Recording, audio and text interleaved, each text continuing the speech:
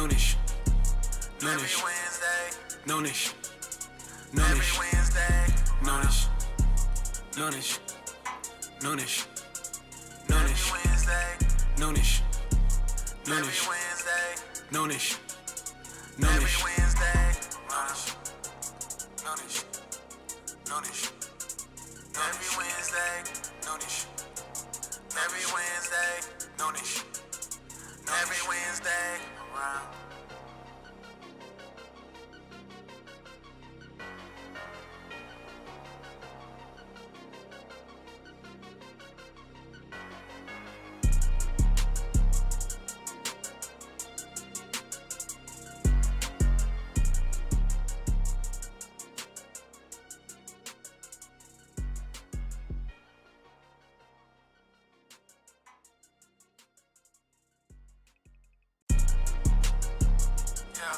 Yeah, sport trip. Yeah. Tap in, like, share, subscribe. Let me get Noonish. some more beats, man.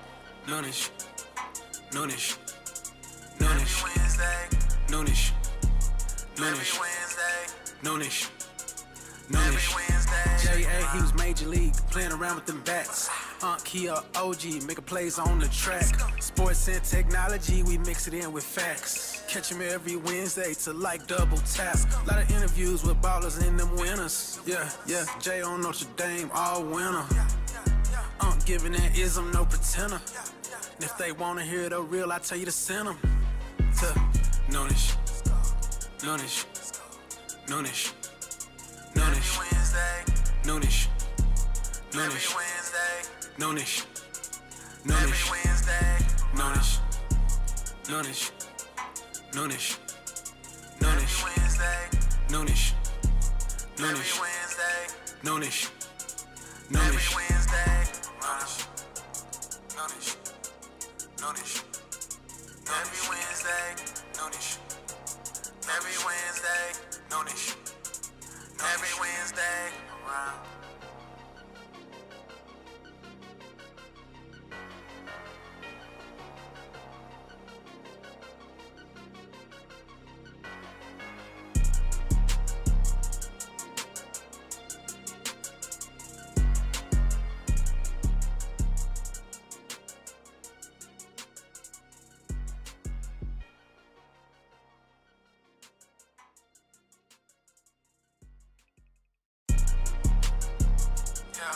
Yeah, sport trip. Yeah. Tap in, like, share, subscribe. Let me get some Noonish. more beats, man. Noonish, Noonish, Every Noonish, Wednesday, Noonish, every Noonish, Wednesday, Noonish, every Noonish. Wednesday. J.A. he was major league, playing around with them bats. He a OG, making plays on the track. Sports and technology, we mix it in with facts. Catch him every Wednesday to like double tap. Lot of interviews with ballers and them winners. Yeah, Jay on Notre Dame all winner. Giving that ism, no pretender.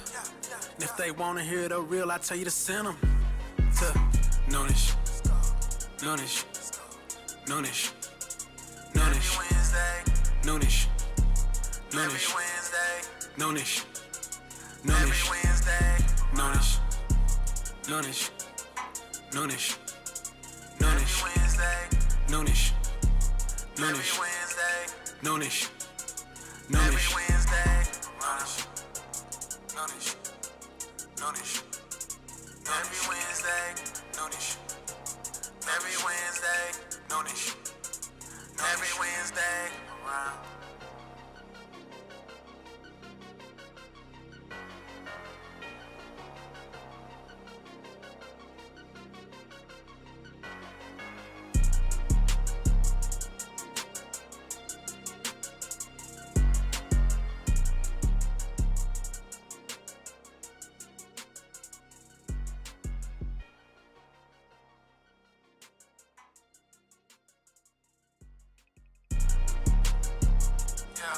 Yeah, sport trip.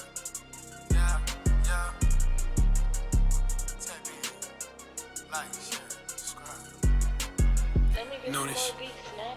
Noonish, Noonish, Noonish, Wednesday, Noonish, every Noonish, Wednesday, Noonish, every Noonish. Wednesday. J.A. he was major league, playing around with them bats. Kia OG, making plays on the track. Sports and technology, we mix it in with facts. Catch him every Wednesday to like double tap. Lot of interviews with ballers and them winners. Yeah, Jay on Notre Dame, all winner. Giving that ism, no pretender. And if they wanna hear the real, I tell you to send them to Noonish, Noonish, Noonish, Noonish, Wednesday, Noonish, every Noonish, Wednesday, Noonish, every Noonish, Wednesday. Noonish, Noonish, Noonish, Every Noonish, Wednesday, Noonish, every Noonish, Wednesday, Noonish, every Noonish, Wednesday, Noonish, Noonish, every Wednesday, Noonish, every Wednesday, Noonish, every Wednesday. Around.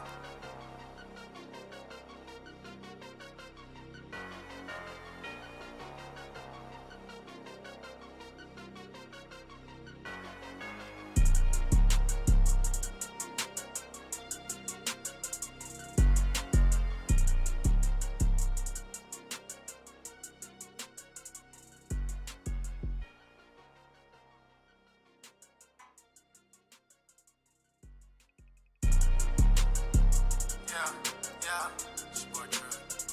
Yeah. Tap in, like, share, subscribe. Let me get some more Noonish. beats, snap. Noonish, Noonish, Every Noonish, Wednesday, Noonish, every Noonish, Wednesday, Noonish, every Noonish. Wednesday. J.A. he was major league, playing around with them bats. Kia OG, making plays on the track. Sports and technology, we mix it in with facts. Catch him every Wednesday to like double tap. Lot of interviews with ballers and them winners. Yeah, Jay on Notre Dame, all winner. Giving that ism, no pretender. And if they wanna hear the real, I tell you to send them to Noonish, Noonish, Noonish, Noonish, Wednesday, Noonish, every Noonish, Wednesday, Noonish, every Noonish, Wednesday. Noonish, Noonish, Noonish, Every Noonish, Wednesday, Noonish, every Noonish, Wednesday, Noonish, every Noonish, Wednesday. Noonish, Noonish, Every Wednesday, Noonish, every Wednesday, Noonish, every Wednesday. Around.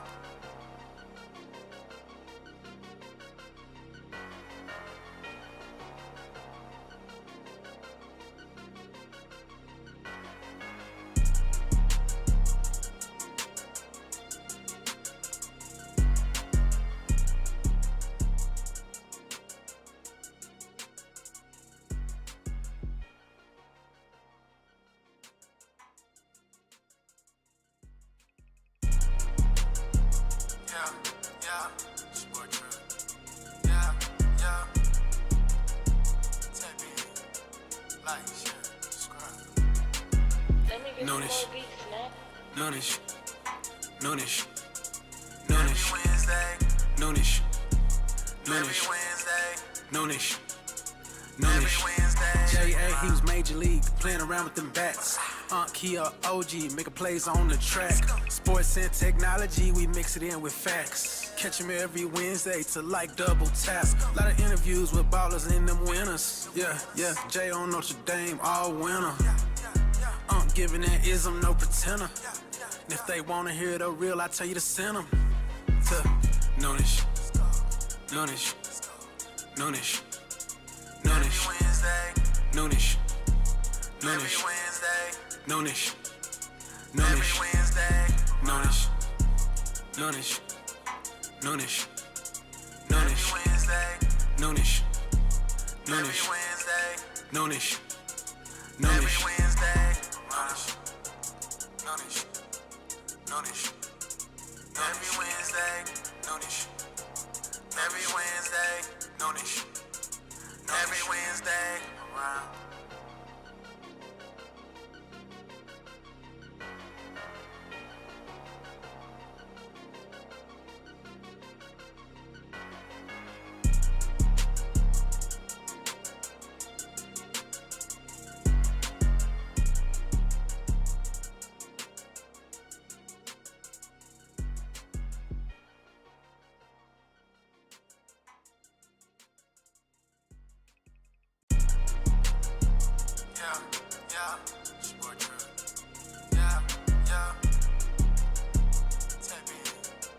like, share, subscribe.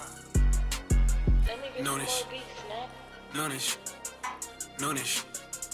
Every Noonish. Wednesday, Noonish. every Noonish. Wednesday, Noonish. every Noonish. Wednesday. J.A. he was major league, playing around with them bats. Kia OG, making plays on the track. Sports and technology, we mix it in with facts. Catch him every Wednesday to like double task. Lot of interviews with ballers and them winners. Yeah, Jay on Notre Dame all winner. Giving that ism, no pretender. And if they wanna hear the real, I tell you to send them to Noonish. Noonish. Noonish. Every Noonish. Wednesday, Noonish. every Noonish. Wednesday, Noonish. every Noonish. Wednesday. Noonish. Noonish. Noonish. Every Noonish. Wednesday, Noonish. every Noonish. Wednesday, Noonish. every Noonish. Wednesday. Noonish. Noonish. Every Wednesday, Noonish.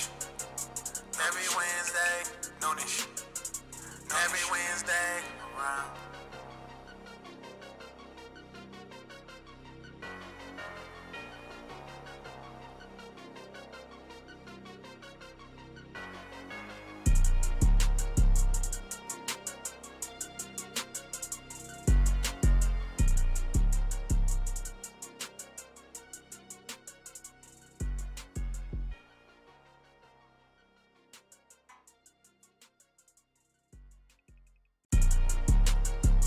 Yeah, sport truck. Yeah. Tap in, like, share, subscribe. Let me get some Noonish. more beats, man. Noonish. Noonish. Every Noonish. Wednesday, Noonish.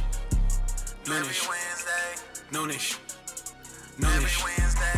J.A. he was major league, playing around with them bats. Kia OG, making plays on the track.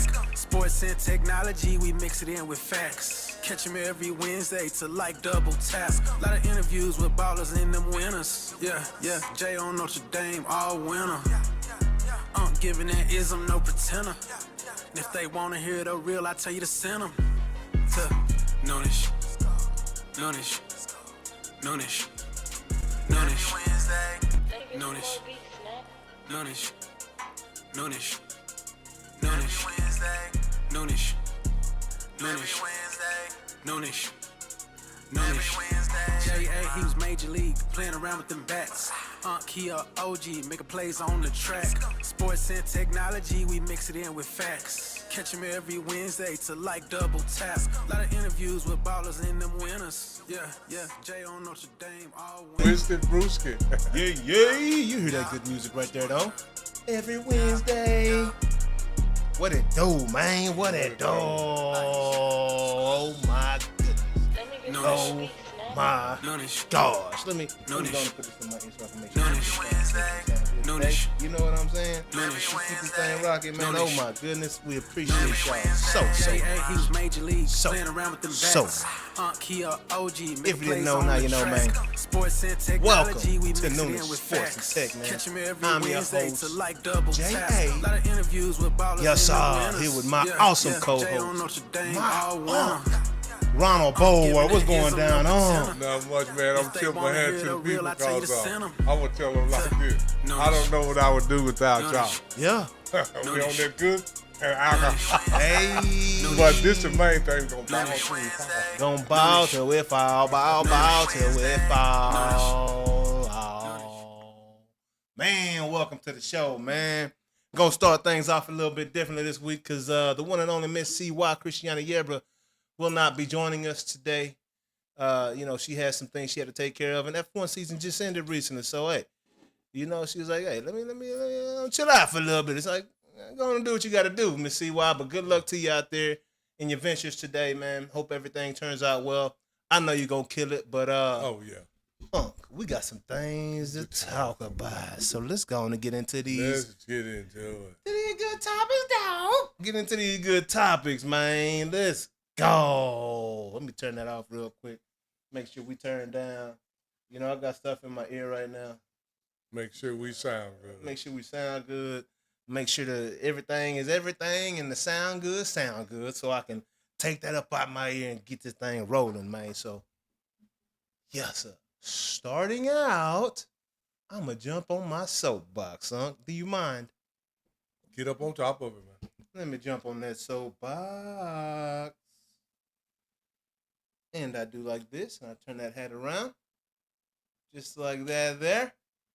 San Francisco Giants, it's no coincidence. Every week I'm going to have something that got to do with the show on. You know what I'm saying? It's up to y'all to figure out what it is, you know, and what we talking about. But we're going to jump right into the mix. So earlier, about a month and a half ago, I made an announcement about how happy I was and proud of the MLB I was for putting Barry Bonds and Raj back on the ballot to be voted into the Hall of Fame, because these guys are really two of the greatest that have ever done it. Talking about that leather and laces on that ball field, two of the greatest that have ever done it. And in my opinion, Barry Bonds, no doubt, by the numbers, by the performance, by the season where every time you could be watching Days of Our Lives. But if Barry Bonds come up to bat, all the media is going to take a break over to Barry Bonds and look at the home run break. Look at the home run chase. You know what I'm talking about on? Oh, yeah. It don't matter what was on. OJ coverage could have been on. You know what I'm saying? They would have been cutting the Barry Bonds in his next at bat as he chased 755. You know what I'm saying? That's what it was like back then. The whole world was captivated by Barry Bonds. I'm entertained, distracted, whatever you want to call it. You know, come to find out it was more of a distraction because they done threw my boy up under the bus, man. You know? Who cares about I won't even go down the line of names in the Hall of Fame right now because I can't name them all that have been on juice. You know what I'm saying? Like my boy AJ Przinsky like to say, hey, it was a part of the game at that point in time. You know, it was not legal by law, but it was not illegal in baseball. And I tell you what, like a bat in the glove, the players used it. Just like that. It is what it is. That's the truth, big dog. But one player that didn't need it was Barry Bonds. He had already accomplished several things at that point. I think he had like 3 or 4 gold gloves at that point. Several, MVPs at that point. Matter of fact, 7. Yeah, but before he won 7 in Pittsburgh, I think. 5 or 6 in Pittsburgh. But before the steroid era, he had 7 MVPs. MVPs already. Come on, man. So stop that. You know, already on pace, 300-plus home runs. This young man. And he let you know. He didn't need juice for his confidence. His confidence was juice. People was trying to extract. Curtis Wilkinson told stories about one day when he played with him on the Pirates. The Pirates were out there stretching on the field pregame and whatnot. Said Barry Bonds, he's like, I ain't stretching today. Matter of fact, I'm going to just walk around and give y'all some of this, what I got, and just touching his teammates. You know what I'm saying? Curtis said, hey, can you come give me some of that? They wanted it too. Oh, yeah, they wanted it. They wanted it too. You know, the confidence was infectious, you know, and it was real. The kid could play, and he knew it. Dad, Bobby Bonds, played ball, you know, similar situation. You know, he had a brother that played ball as well. You know, Godfather was Willie Mays. So the man personifies baseball, you know, and we talking about in the 90s. You know, he didn't care about the media, and that's what's going on right now. All he wanted to do was show up and play baseball, what he was born to do and what he came for. He didn't care about all this media and the sideshow. He just wanted to play ball. Get out of my face. Throw me a fastball, see what happens to it. Throw me whatever you want to do in this zone, see what happens to it. Barry Bonds he don't realize how special he is because when he tries to teach people how to hit, his philosophy is like, and it makes sense what he's saying. But to do what he's saying he's doing is extremely difficult. Oh, yeah. Oh, yeah. He said if the catcher can catch it, I should be able to hit it. I'm just changing the object. He's right here. Yeah. So if he's catching it with that, I'm catching it with this. Yeah. It sounds good. You know what I'm saying? And it makes perfect sense. But oh my goodness, he perfected it. And I've tried to use that, and it's just, I understand what he's saying, but it's very hard to do. And the man never seen nothing like it. The balls he's hitting to the bay out there, balls Boys wasn't even buying tickets when Barry Bonds was playing. They was just sitting out in the bay in canoes, listening to the radio or watching their phone or whatever they were doing, waiting for Bonds to hit one out the stadium. And then they raced to the ball. And then they raced to the ball. I think it's happened once or twice since Barry Bonds left. Once or twice. Barry Bonds did that on the Reggie. On the regular, man. Crazy, man. That's all I got to say about that. You know? But, and then, you know, Roger Clemens, man. Like, I don't understand how MLB Hall of Fame voters, look, they got 5 of the votes. They got 5 votes each, I believe, or something like that. Oh, the votes already in? Yeah. So like, they didn't make it? No, they didn't make it. They didn't make it. But ironically, they voted Jeff Kennedy in. It's like just another to Barry Bonds is how I feel. Because that's the one teammate Barry Bonds didn't get along with. They had the little spat. I mean, they may have gotten along, you know, on the outside the off the field or whatnot. I don't know, but they had a little spat in the club in the dugout. You know, they had a little altercation in the dugout. You know, of course, camera was out, so you know people saw it, and they made a big deal about it. But that was the one teammate that everyone believes that Barry Bonds didn't get along with, didn't like very much, and they, you know. They asked him and Raj out, and I believe they can't even get another opportunity until the 2030s. And they let Jeff Kennedy. And Jeff Kennedy was a solid second baseman, but a Hall of Fame second baseman, maybe by today's batting standards.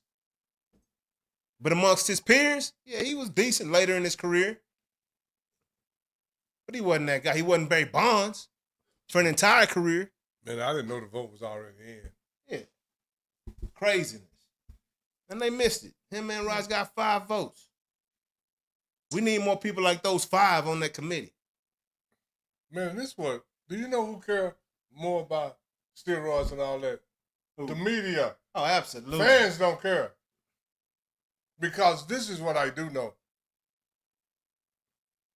When a father and a mother take 2 or 3 kids to a baseball game and park and feed them, they out of hundreds and hundreds of dollars.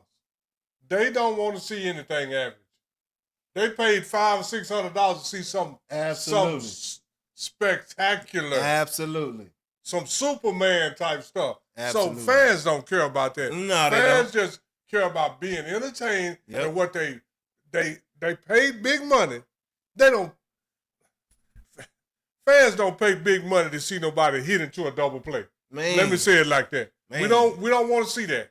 We don't pay our money to see a player hit into a double play. That's all I'm saying. Man, at the time back in the day, George Bush used to on the Rangers when Jose Canseco, Juan Gonzalez, Puig Rodriguez, Rafael Palmeiro, these guys were all on the squad on George Bush's team that he owned. And then he became president. And Yeah. And I'm going to tell you like this. he didn't care. All them guys look way different than they did then. Man, Puig so little. hey, Man, Puig look like a little.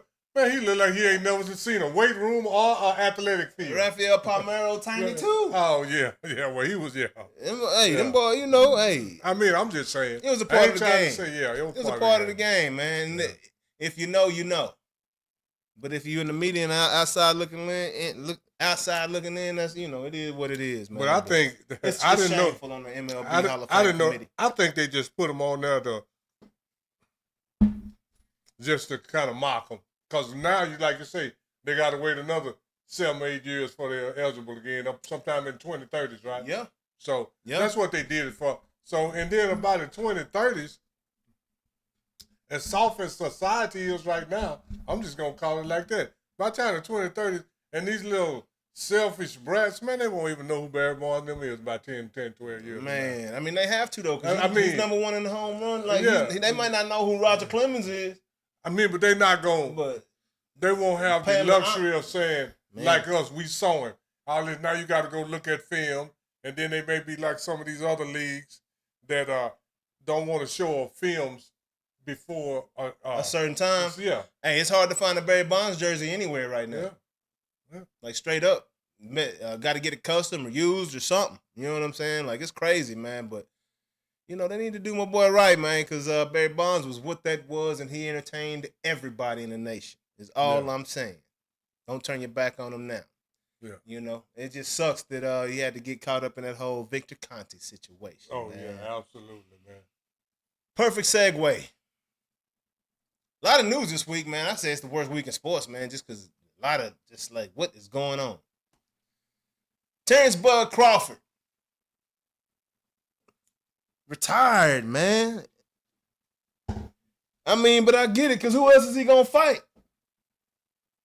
You know? Like, Charlo's, I don't know if they want it. Charlo got the brakes beat off of him by Canelo, so I don't even know if that would be a good fight.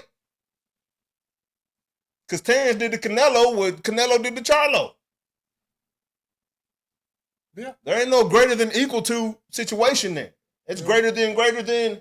So if this is greater than that, then this must be greater than that type of equation. You know what I'm saying? Yeah. You know what? Jay, this is going to sound crazy to you. But do you know what I'd like to see Bud fight? Who? Jake Paul, because I think Bud I think Bud is just thrown enough that you can't buy him. I would too. Because one thing that Bud is not going to do, he ain't going to let nobody stay in the ring with him without him beating him up. Man. And if anybody would beat Jake Paul up like I want them to, it would be Crawford. Because Crawford he don't want nobody to think you good as he is. I think AJ might beat Jake up this weekend. But I'm saying Bud Crawford with the mentality. Absolutely. And you know what Bud I did think about that fight though. And you know what Bud say? Oh, I've been beating up big dudes. Man, I've been beating.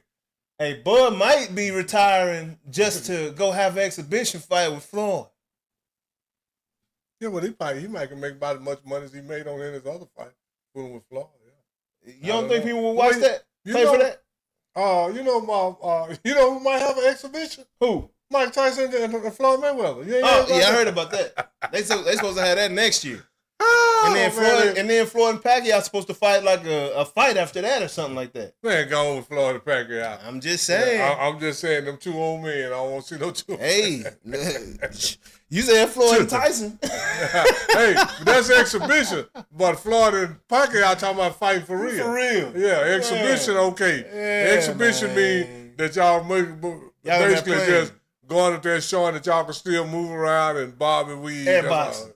Airboxing. Yeah. Just having a little fun with it. Man. But anyway, man, gotta pay homage to the man. Yeah. Terence Bud Crawford. You know, a lot of people think I didn't like Bud Crawford. You know, and that is completely false. I was disappointed in Bud Crawford. Why? I did not like the fact, Bud, and I tell you straight up, bro. Straight up. Like, Bud hit my Instagram up years ago when he was probably like 27 and up. Yeah. You know what I'm saying? Just left a comment on my, like a random something or another. You know what I'm saying? I was like, is that Terence Crawford? What is going on right now? You know? Just that cool cat, that type of down-to-earth type cat. You know what I'm saying? So I like with Bud. I mess with Bud strong. I've watched all of his fights for a long time now because I'm a fan. You know what I mean? I was very disappointed. You just heard me talk about Barry Bonds, and he's getting treated this way because of one guy. One guy ruined Barry Bonds' entire legacy. That guy's name is Victor Conte. You know what I'm saying? You know, Barry made the choice to do it. I'm not saying whatever. I'm not excusing the fact. You know what I'm saying? But what I'm saying is, had he not got intertwined with this guy, you know what I'm saying? If you're associated with this dude, suspicion has to occur. Yeah. You know what I'm saying? Like, you just opened yourself up to possibilities. Even if it's not true, the thought comes across everybody's mind because they already know who this character is. Oh, yeah. You know, and you know about him from track. Yeah. Back in the 80s, man, Victor Conte been around for the longest. Like the whole 80s track team. Victor Conte say he had, I can't remember exactly. He had 20-something athletes in the Olympics, and I think, can't remember, but over 10 of them got a medal. Man. Over 50% of his athletes got a medal. And one of them set a world record. Was Ben Johnson his guy? Well, that ain't never been confirmed or whatever. But Yeah. I mean, that's a whole lot of people, man. Don't even get me started because people say, you know, you just bashing these people. Yeah. And, you know, and some of them, God rest their soul, but it is what it is. But but he had a lot of people in track and field. Yeah. And, you know, it's just guilty by association, man. So that's, and that's what really got me hot. And, you know, Earl from Dallas. So I'm really pushing for Earl now that I know you did this. And the fact that Bud was, I think, before he fought Earl, he was 37-0 or something like that. I think before he fought Earl. Or 36-0. He already had a ton of victories. Yeah, he's like 42-0, 43-0. Yeah, 42-0 right now. Okay, yeah, okay. And he already had a ton of victories and then linked up with this guy before he fought Earl. And I was like, why? Why? Why would you put, you know, like, it's going to taint everything just because you're associated with this guy. Yeah. You know what I'm saying? That's what I was mad about. Disappointed. You know what I'm saying? But to see him, you know, beat the brakes off Earl, like completely outclassed him. He outclassed everybody. Yeah, he really did, man. You know, I think Majumov was a better fight than Canelo. Majumov been his best fight to me. I mean, because he was so unorthodox. Yeah, and he was and he was fighting the whole time. Absolutely. No, he beat Canelo. He beat the brakes off Canelo. Canelo had no answers. He didn't know how to get in or what to do. No. You know, that was bad. Yeah, that was bad. You know, it wasn't even close. And then you know, J.A., I think this WBC incident might have been the thing. Like, man, I'm tired of all this. Yeah, crap, man. Yeah, man. I'm tired. You want to take the belt? You want to pay $300,000 just to keep a belt that I just won? Yeah. And he probably. And I'm saying like this. I think he retired for right now. You know how boxers are. Boxers is notorious for retiring. Like rappers. You know what I'm saying?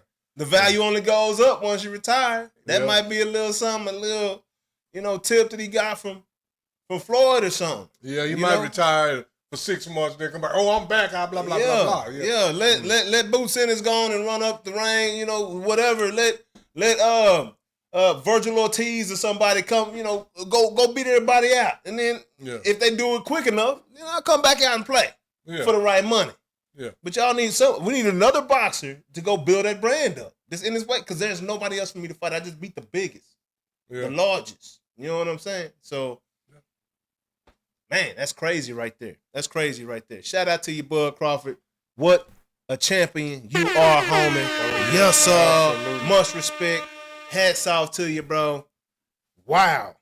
My boy just ran up and down everybody, man, like Tyson's punch out. He ran through people like I didn't think it. I didn't think he was gonna run through the people like he did, and he ran through every one of them, and he ran through them pretty bad. I'm gonna say it like that. It wasn't a fight, man. It wasn't a fight, man. But shout out to you, man, to a great career, Bud Crawford, Terence Bud Crawford.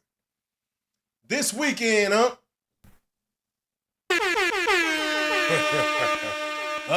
The fight of the century, the fight of the weekend. How about the fight of the moment? Ooh, you know what I'm saying? Like, I honestly cannot believe Jake Paul took this fight right here, or wants to fight Anthony Joshua. You're like, this is Mike Tyson went 8 rounds with Jake, right? How old is Mike? 53. Some 50 something. Yeah, like 59 or something. Yeah, talking about 60 or something, wasn't it? Yeah. And yeah. AJ is not that. Like he got to be still in his 33, young 30s, mid 30s.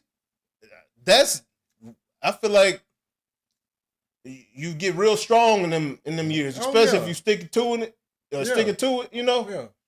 Yeah. Speed, strength, and the mindset, the knowledge, the wisdom. Yeah. Oh my gosh, I can't believe Jake is doing this. Now, Anthony Joshua will be fighting like 245, I believe. Oh, he don't have no weight restriction? But I think 245 is his. He's got to come down to 245. That's still huge, man. That's big as I do. I mean, you know. That's a big dude. Yeah. What is Jake? Jake pumped up is about 218? No, he can get in them 220s. And that's And that's not ready to throw them hands. Yeah. You know? So I don't know. I mean, hey, shout out Jake. Hey, if anything, or if nothing else, Jake got some of the biggest cojones ever to walk this earth. You know what I'm saying? No, Jake got the biggest stipulations. Oh yeah. It's some stipulations we not gonna know until the fight starts. Yeah. And then when we see Anthony Joshua up there biting his glove, we gonna know something ain't right. Mm-hmm. Yeah, for sure. For sure. I mean, and that's what we saw with Tyson. That's what we saw with who was the last dude that he fought that was biting his glove, wasn't letting Trinidad Cesar Chavez Jr. Yeah.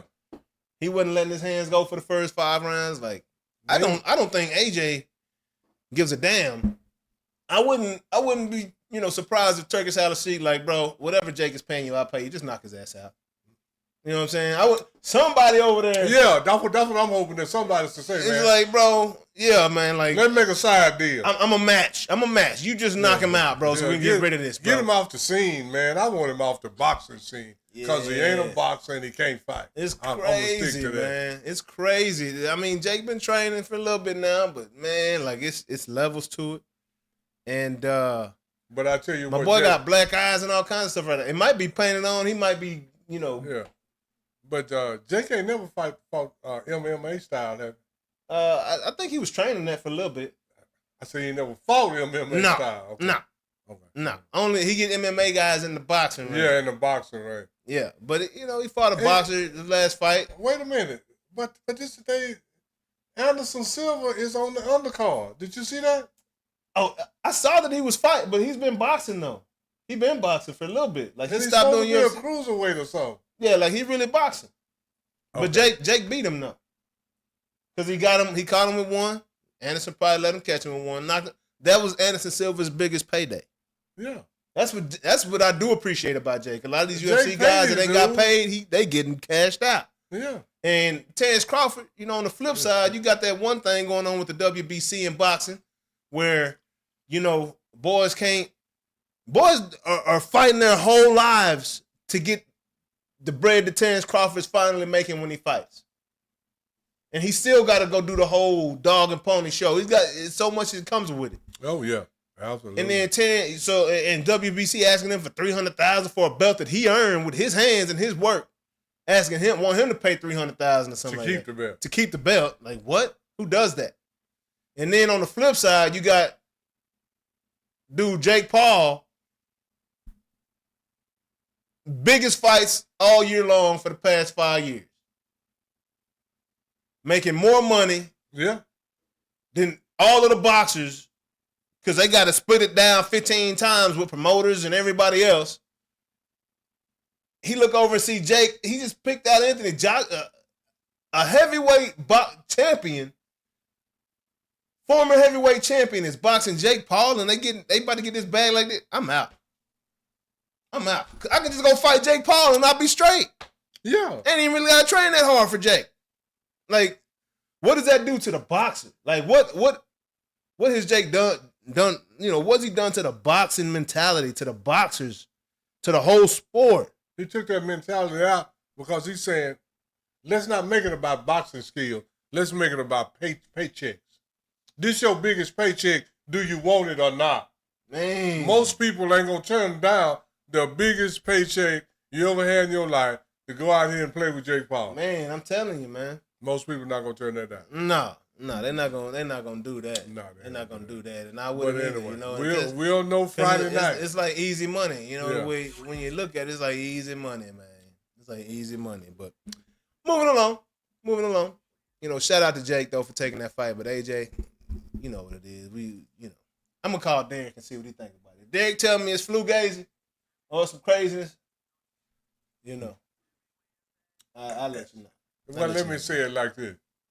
If you was a police officer and you went and investigated Jake Paul's fight, what would you think that his last fights been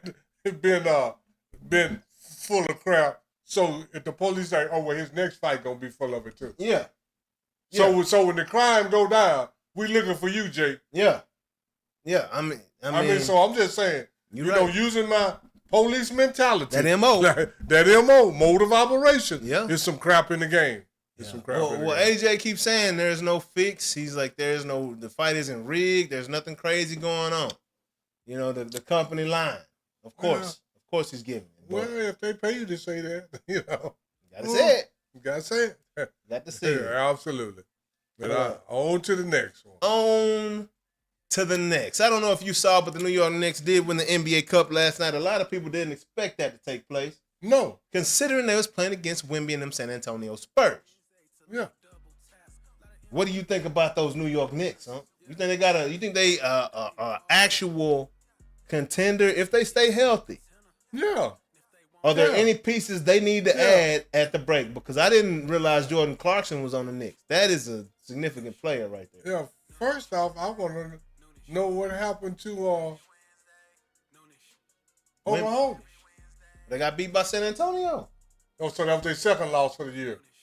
I guess so. Because they were 24-1 last week. Yeah. And the SGA was talking about the 33-game winning streak the Lakers said and the 73 wins. He said, oh, we definitely shoot for that. So the 33 out, so talk about something else. But you're absolutely right. They did get beat by. I mean, you know, man, so I'm going to say it like this. You got about four to six teams that's actually contenders for the NBA championship. Yeah. That's the way I feel. Yeah. And the Knicks is one of those teams. Oh, for sure. Yeah. And so who would your 4 to 6 be if you called it today, as you see it? Well, New York is one of them. Yep. Quite naturally, Oklahoma is one of them. I'm gonna tell you right now, who leading the East? Detroit. Right I now, believe, yeah. Right now, going Detroit. hard. Yeah. Yeah, right now, Detroit is one of them, and probably, you know, Denver is always in the mix because they got some real good players. Denver, so that's 4 right there. And Yeah. And you know, I don't know. I hate to say this, but even the Lakers got a chance, man. Man, the Lakers? Yeah, the Lakers got a chance. Oh, that's that Phantom coming out right there. No, go look at them. Go look at it. Go look at it. I was just reading about who got the most clutch wins. Luka did this. Luka did the same thing. Like the Mavericks had a chance to win when I didn't say they were going, but they got a chance to. If they get hot and everybody's healthy at the right time, they got a chance to win. The finals? The finals, yeah. The Lakers? Yeah, the Lakers. Luka still got to play defense in the 80th game of the season. Well, so did everybody else. I mean, he got past everybody but Boston. He got that Jake Paul in mode though. He ain't gonna play defense. Gonna play off. I mean, but I'm just saying I'm gonna say it like this: Luka has already led a team from the West to the NBA championship. Yeah, And no I'm gonna doubt. say it like this: No doubt. his supporting cast, It's better. if they as good as they say they is, I ain't gonna say they better because right now they talking like Austin Reeves is that guy. Oh, he pretty solid now. That's what they saying right now. Austin Reeves ain't bad. You know, then you got that's- Hachimura. Then quite naturally you got LeBron, and all LeBron got to do is, you know, he at that stage now is that he ain't got to give you a good game every night, but you hope that he can stay healthy to the finals and then give you 3 or 4, you know, good games during that time. Yeah. Yeah. Yeah, but I mean, so what do you? These Knicks, you know, we're Yeah. looking at Jalen Brunson. We're looking at Karl Anthony Towns. We're looking at Obi. Evidently, that guy's been working with Dirk Nowitzki in the offseason. Who was that, Carl Anthony? No, Obi. Whatever his name is. Yeah. Yeah. Well, you know, the Knicks they got a go-to player, they got size, Yep. and they got decent rebounding. And camaraderie too. Yeah. Yeah, when you got somebody you can go to get a bucket, and you got size, which equate to, if they good size, you'll get some rebound and fairly solid defense. So yeah, Knicks got a chance, man. Them old Knickerbockers, man. Congratulations to you, New York Knickerbockers, man. Is that a real championship? Like Sure it is. the NBA Cup is a championship? It's the mid-season championship. Should they get a ring? They get a cup. Should they? And they get a banner too, don't they? Yeah, nah. They get a mid-season banner. Well, I'm gonna tell you like this: if you get now, New York might put the banner up, but I bet you the Lakers didn't put it up when they won it. Man, Lakers don't put up cup banners; they put up NBA. It depends on who get it. They might have put it up. They might have put it on the wall. You may have the banner. No, it's folded up in Jenny Buss' office on the shelf at the bottom with dust on top of it. And the Lakers, I mean, that's a cup. Now, somebody like New York, they'll put a cup up or who. And see, this is the 3rd cup, right? Yeah. The Lakers won the first. I can't remember who won last year. Was it Milwaukee or somebody last year? Yeah, Milwaukee might put it up because they ain't got but 2 championships. You know, I'm just saying the Lakers when you go in some of these arenas, they got Western Conference champions up there, a division champion. Lakers, when you go in Boston and and Los Angeles arena, all you see is championship banners. Oh yeah, and they got more championship banners than anybody else got.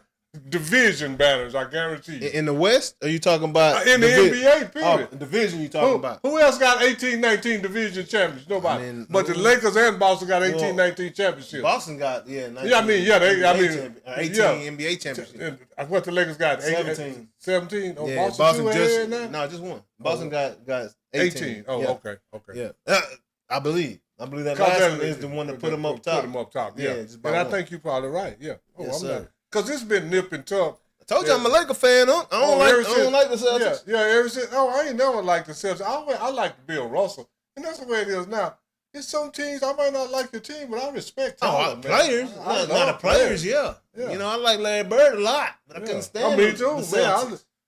I like Dennis Johnson. I like Larry Bird. Yeah. I like Kevin McHale. Yeah. I like Robert Parrish. Yeah. I like Pistol Pete. Yeah. No, Pistol Pete, he didn't play with Boston. I like Tiny Archibald. Yeah. I like Bill. I like all of them, but I don't like the Celtics. Yeah. I like Cornbread Maxwell, but I don't like the Jason Celtics. Tatum. I like Jaylen Brown. I even like the little number 11 point guard that got shooting out the gym right now. Pritchard or whatever his name is. Yeah. But I don't like the Celtics at all. I don't like the Celtics. I don't want to see them win ever. Like straight up. But shout out to the Knicks for winning that NBA. Kids up. Go get your NBA title now. The New York Liberty are still the only professional basketball team in New York since they winning titles around there. Moving along. Oh, the Heisman, man. Nobody made a big fuss. It wasn't Travis Hunter. There's no Ashton Jeanty going on. They just gave it to the dude that went out and beat Ohio State this year and went undefeated. Stats wasn't that special. 33 touchdowns, 6 interceptions, something like that. Yeah. I think he threw for 2,900 yards. None of that's special. None of it. I mean, he got rewarded for what? Shador threw for 4,200 yards, 40 touchdowns, and a few more interceptions. Yeah. But so what did he get rewarded for? Beating Ohio State, going undefeated. He got rewarded for winning. He got rewarded for a team effort. Absolutely. But it's an individual award. Yes, sir. But you got rewarded for your team effort. You know who should have won it? We got robbed 2 times this year, and I knew they was going to do it. That's the only reason they invited my boy Jeremiah Love to the party. So they could bury Bonds, my boy. Oh, yeah. They just wanted to bury Bonds, my boy. I don't know why y'all doing that to the Fighting Irish. They ain't done nothing to you, I'm going to say it like this. Jeremiah Love should have definitely won that thing. Huh? It's about 3-4 guys should have. If you go to, you know what I'm going to That do? boy from Vanderbilt was cold too, but I would have given it to Jeremiah Love. I would have gave it to 3-4 players before I gave it to him because they know what I got to really go do? I got to go see if his numbers that much better than Arch Manning. His numbers aren't bad. Like he played the hell out of his position this year. He didn't turn it. He turned it over 6 times, right? He threw for like 2,900 and let's say 2,950 to be safe. I would say that he probably got the less passing yards of any Heisman winner in recent history. Touchdowns too. Yeah, that's what I'm saying. So what is he getting rewarded for? Winning. Team effort. Winning. Going out there he got being rewarded steady. for Troy Aikman. But that's not what he got rewarded the Heisman was not about team effort. It's about individual. The individual. And he got rewarded for Troy Aikman, I'm going to say. And that kid out at Vanderbilt. Yeah. Quarterback. Solid season. Yeah. Great Heisman candidate right there. And if you're going off numbers, you got at least 4 quarterbacks got better numbers than he got. At least 4.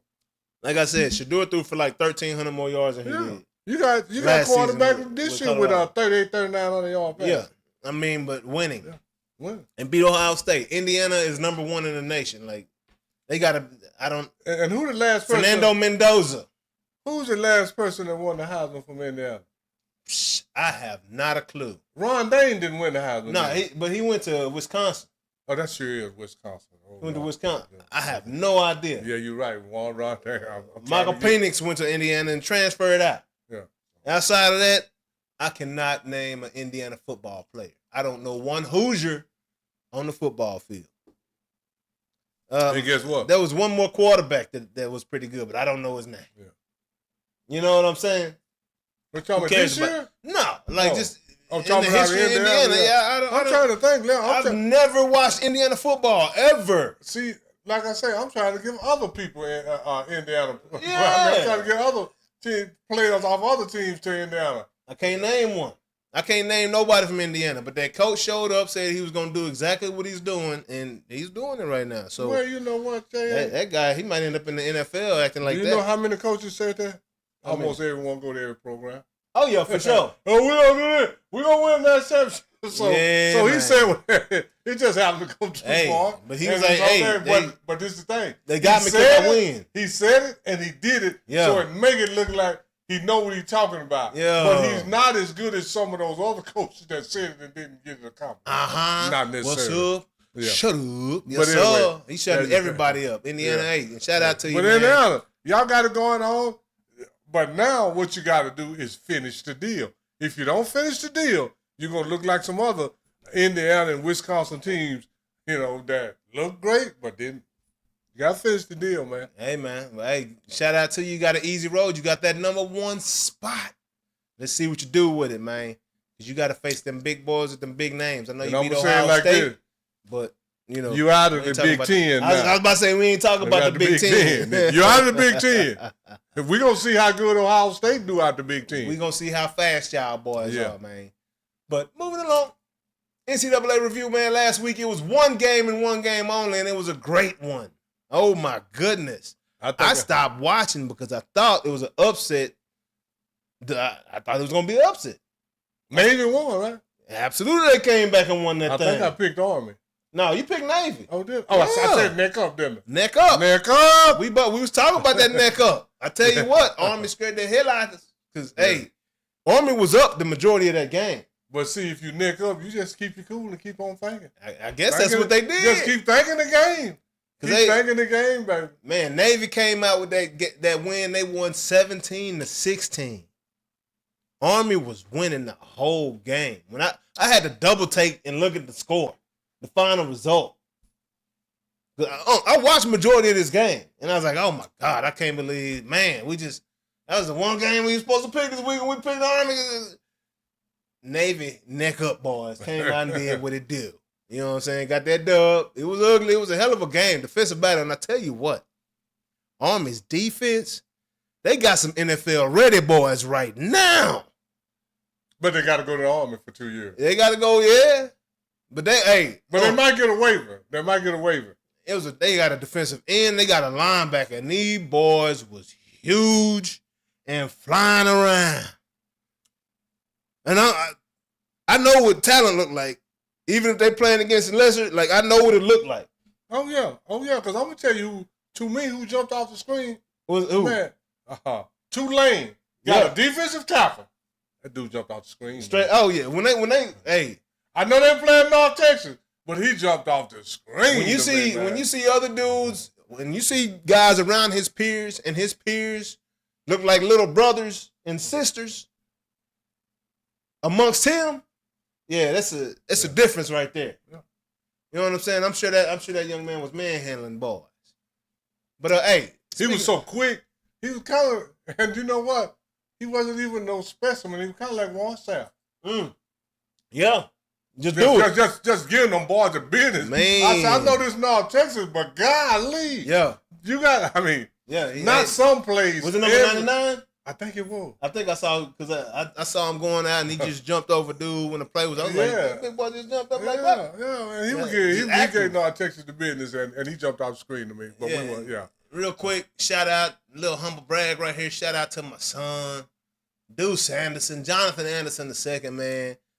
District D-line MVP for his district, man.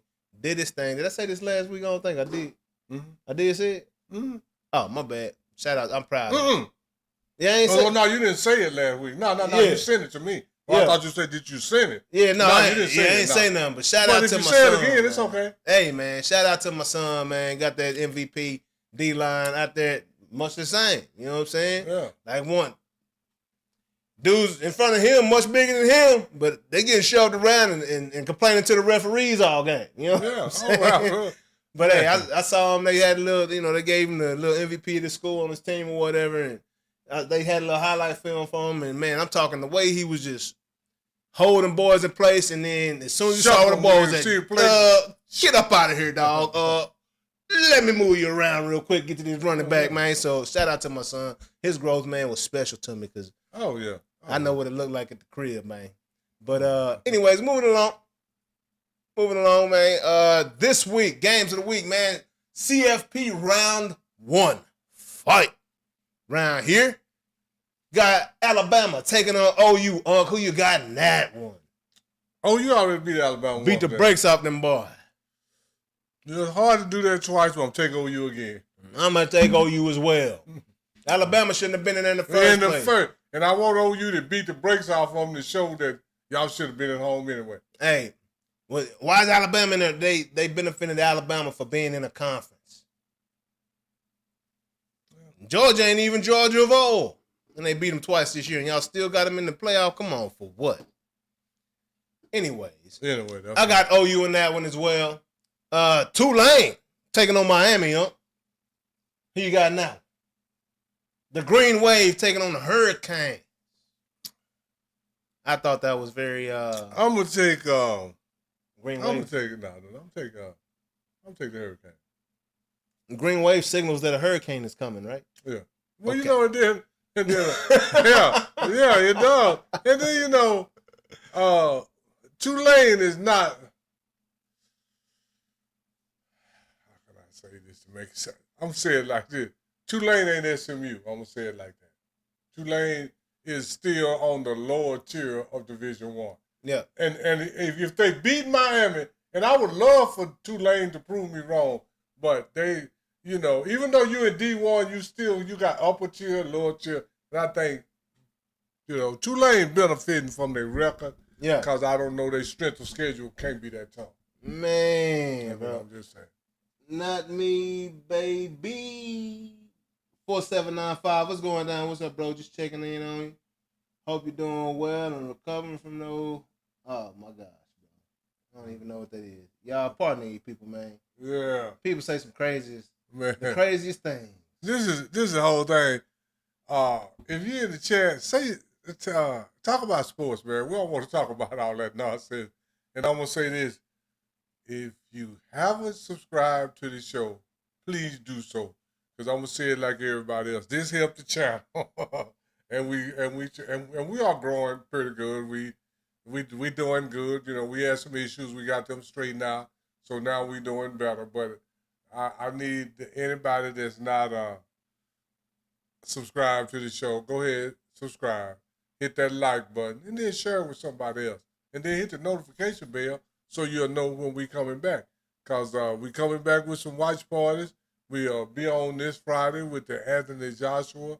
I might personally be a little late, but because I had a concert already scheduled before the fight came up.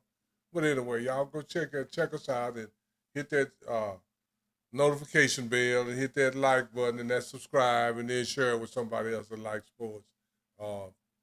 If you see something, say something. If you see something, say something. If it's real, tell me it's real.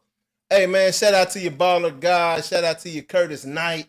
And shout out to your LeRae Jr., 25.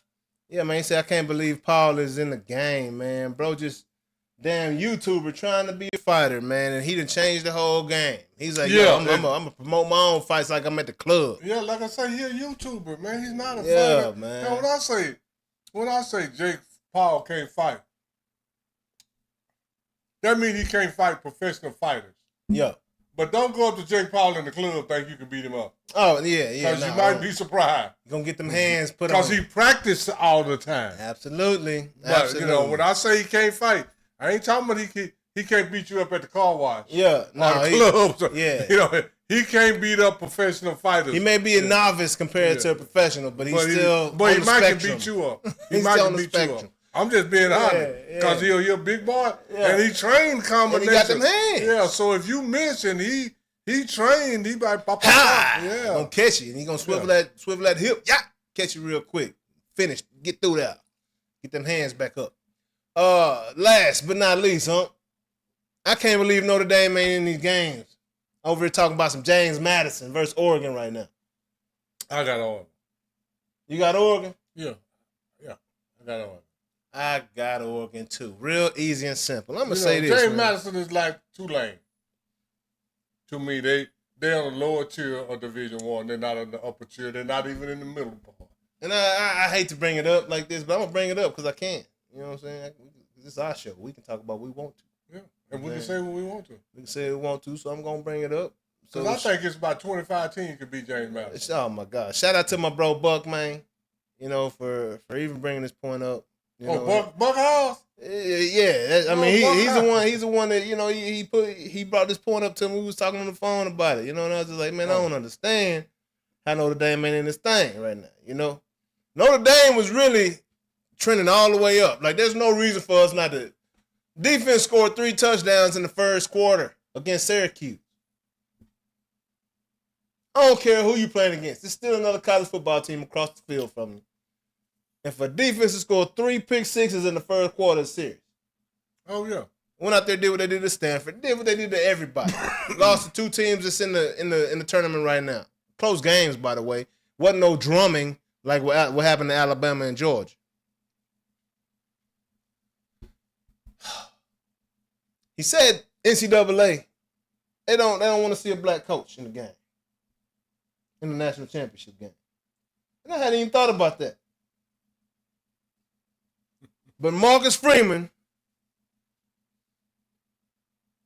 very well may have been on his way back to the national championship game with a team good enough to win it. Now, remember, earlier this season when we lost to Miami and Texas A&M, which were the 2 losses that we have on our schedule. Not 2 losses to Georgia and a loss to Texas A&M. All right. Alabama's MO is if they play Georgia, they're going to lose. So why are they in this thing right now? Because they're hoping they ain't got to play Georgia to the semis or something. And who did Notre Dame beat in the playoff last year? With a better team? Georgia? Yeah. So we already beat them boys last year in the playoff. Yeah. All I'm saying. Notre Dame is probably better this year than what last year. Absolutely we are. Because we have a quarterback, we got receivers, everything. Anyway, those 2 games, that gets to my point. Great segue to my point. We had a young quarterback when we played Miami and Texas A&M in the first 3 games of the season. C.J. Carr, Lloyd Carr's grandson, great Michigan coach. Those were his first games in the beginning. This is his first time he's played quarterback. We had Riley Leonard at quarterback last year. Oh, yeah. So he's grown through the season. He's finding his receivers all over the field. My goodness. Defense is playing lights out. And it's a shame that y'all, again, a lot like the Florida State situation, NCAA decided they didn't want that team to win the national championship, so they kept them at the game, at the running. And it's shameful, and I'm pissed off about it, y'all. Clearly. But I'm trying to get these graphics back up right here. Oh, yeah, but now, on these games that we picked, OU, a couple of them easy to pick, too. To me. Miami and Oregon pretty. So scan that QR code. Yeah, man. And, bet US with us. And I think that Oklahoma is going to beat Alabama again because I don't think Alabama really that good. That game wasn't even that close last time they played. No. So I just hope Oklahoma don't come in there with a little fat head a little bit. Now, I don't think they will because it's still Alabama. Yeah, and they still got to come in with a chip even though you beat them once. The playoffs? Playoffs? Trying to win a game. I just hope we can win a game. Another game. Yeah, man, we're going to see what happens. It's going to be a good one, though. But on to the NFL, man. Let's get to the money, huh? What is going on in Frisco at the start, huh? How in the world, and maybe Philly and Kansas City come to find out ain't that good. Kansas City wasn't. Maybe it wasn't that big of a feat as we made it out to be. The fact that the Dallas Cowboys went out there and beat Philly and KC in back-to-back games in the same week, 4 days apart. Well, I didn't think it was that. I didn't make a big deal out of it personally. I'm just saying that, you know I did. Because I know that Kansas City is not what they used to be. And Philly, it's hard to maintain. Let me tell you like this. To be truly great, you have to maintain greatness. Yeah, for sure. So these teams are not truly great. You got to be, like they say, to even be considered a dynasty or a dominant, you got to win 3. Yeah. A couple ain't, you got to be 3, 4, 5, and these teams are not truly great. They are great for a moment. Truly great is great through a period of time. Yeah. To me. And I never, and then Kansas City was truly great through a period of time, but that time might be over. I mean, it looks like it is. Yeah, it definitely is this year. Hey, and I'm gonna tell you like this: Pat got an ACL. Oh man, torn ACL. Yeah, but anyway, we jumping the gun. Yeah, I don't know what's going on back here behind. But right now, they thought what Dallas did, and this is the thing: all these teams. This is what parity is about. Any week, any team can beat any team, and that's what the league wanted: parity. And I hate parity. I love dominance. Truly greatness. Absolutely. I love a team that for at least 5-6 years when they hit the field, 90-something% of the time they probably gonna win. Yeah. And Kansas City got their 5-6 year period behind them. Yep. That's the way I feel. Yeah. That's a whole nother story. Like you say, we jumping the gun. Man, but, yeah. No, so what happened in this game with the Cowboys and the Minnesota Vikings? And then Dallas has got the same problem they've been had over the last 2 or 3 years. Inconsistency, and every week it's a different inconsistency. Yeah. This week it's the defensive line. Next week it's the DBs. The next week it's the wide receivers. The next week it's the O-line. Dallas can't put 2. They can't. You got offense, defense, special teams. They'll play good on offense. They play good on offense all the time. But they can't get the defense and special teams to come along but 6 times. Yeah. That's the 6 victories. And the other, they got 7 losses in one time. The other 8 times, somebody didn't come along. Man. And maybe one time the offense didn't come along. But it's always, and just like against Minnesota, the defense reverted to the defense of old. They had penalties, made themselves stay on the field. Yeah. Y'all remember I was complaining about that a couple years ago. Third down, and you held them, but you got a penalty. So all that went on, It's hard to break habits, man. It's hard to break habits. You got to get all new people to break old habits. Oh, you remember when I was going crazy about the fact that, a few years ago the Cowboys were 8-0 against teams under 500 and 3-5 or 5-3. No, 3-5. 3-5 against teams over 500. Yeah. Right? And he was like, it don't matter. It matters. But this is the thing. Because teams outside, we never play, and this was my point. We never play good against teams outside of our own division, really. And then not only this, J.A., we lose the teams under 500 now. Like it's been. If we had to beat everybody over 500, we would be toward 12 wins like we was at that time. We over prepared for the Giants, Philly, and Washington. We great for them. Yeah. But let that AFC West, NFC West come in the half. Let that AFC, NFC North come in this half. New Orleans came here and blew the doors off of us last year before they won one more game for the rest of the season. That's what I'm talking about. We don't play well against teams outside of our division, man. No. It's crazy. No. Outside of our conference or division, yeah. But check this out now. Like you said, we were 8-0 against teams on the 5. All 8 of them teams wasn't in our conference. All 8 of them games. Yeah. Wasn't in our conference. You're right. But then right now, see, this is the difference. To be good, you got to dominate. The bad team. Even be halfway good. And Minnesota was under 500. Minnesota, we would have beat them 3 years ago. Yeah. We done lost this year. We done lost three or four games to teams under 500. So are we better or is it just fresh because it looks different? We are not. We are worse. Mike McCarthy won how many games this season? 12? 12. That's what I keep telling everybody. Man, you go at Mike McCarthy. Let me tell you like this. Mike McCarthy just didn't win the big game. Yeah. But like you said, we was 8-0, 7-1, 8-0 for about 3-4 years against under 500. If you underachieve, Dallas gonna beat you. You're supposed to beat them boys. You're supposed to beat them. That's how you can look at it. I don't care if you 16-1, 15-1 because we played 16 games. No, we got 17 games now. So I don't care if you're 16-1, you're 15-2, you dominated. I guarantee you, when you go down to all 8 records, they beat all the teams under 500. We flat out got out coached this past game. Period. Yeah. Like when you got quarterbacks running wide open, scoring touchdowns doing the what's it called? Justin Jefferson, the Giddy, whatever it's called. Yeah. Hey man.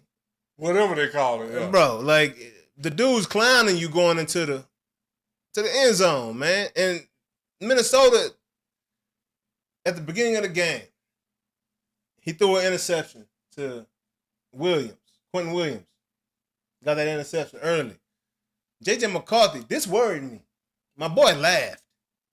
I was like, this is a rookie laughing right now? Or not rookie, second year guy, but first year playing. Like, this guy's laughing right now? Yeah. After throwing it in his territory, like, that means he knows something. Yeah. Like, this boy is very comfortable right now. He knows they're going to put points up to that. That's my first thought. And after that took place, that was their first drive of the game. Minnesota still went out there and put up, 40? I'm going to say this. Just like I had said before, people go in on this person, that person.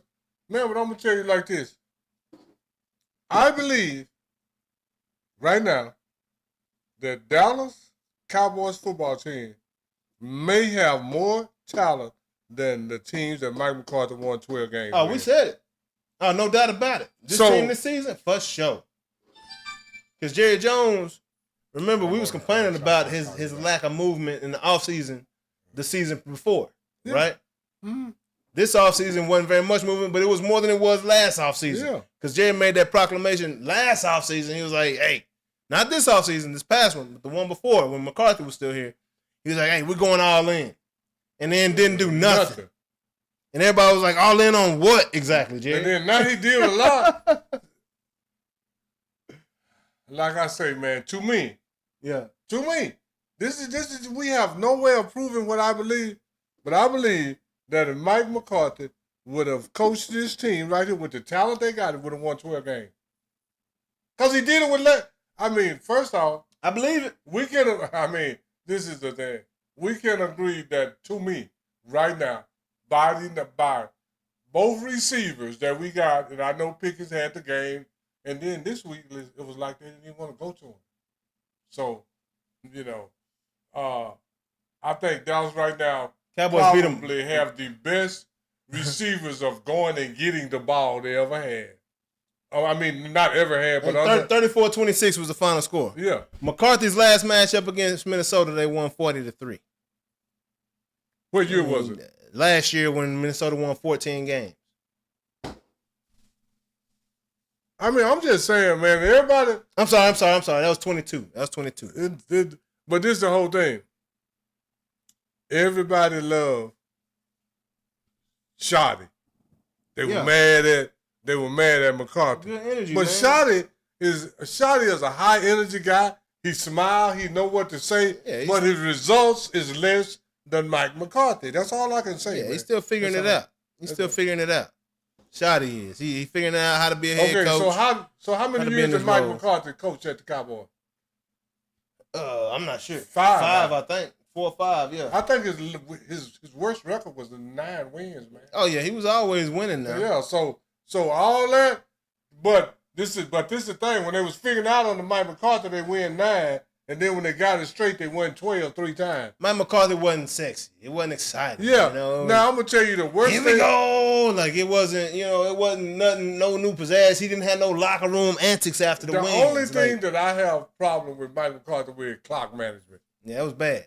Clock management, but for play and all that, I think, just like I said, I think Mike McCarthy would have won 10, 11 games with these boys right here. Talking about just getting wins? Yeah, getting wins. I ain't talking about no playoffs. I ain't talking about against high elite teams when it count. I think Mike McCarthy could have got 10 or 11 wins out of the same, because he did it. Because to me, we got better D tackles than we had then.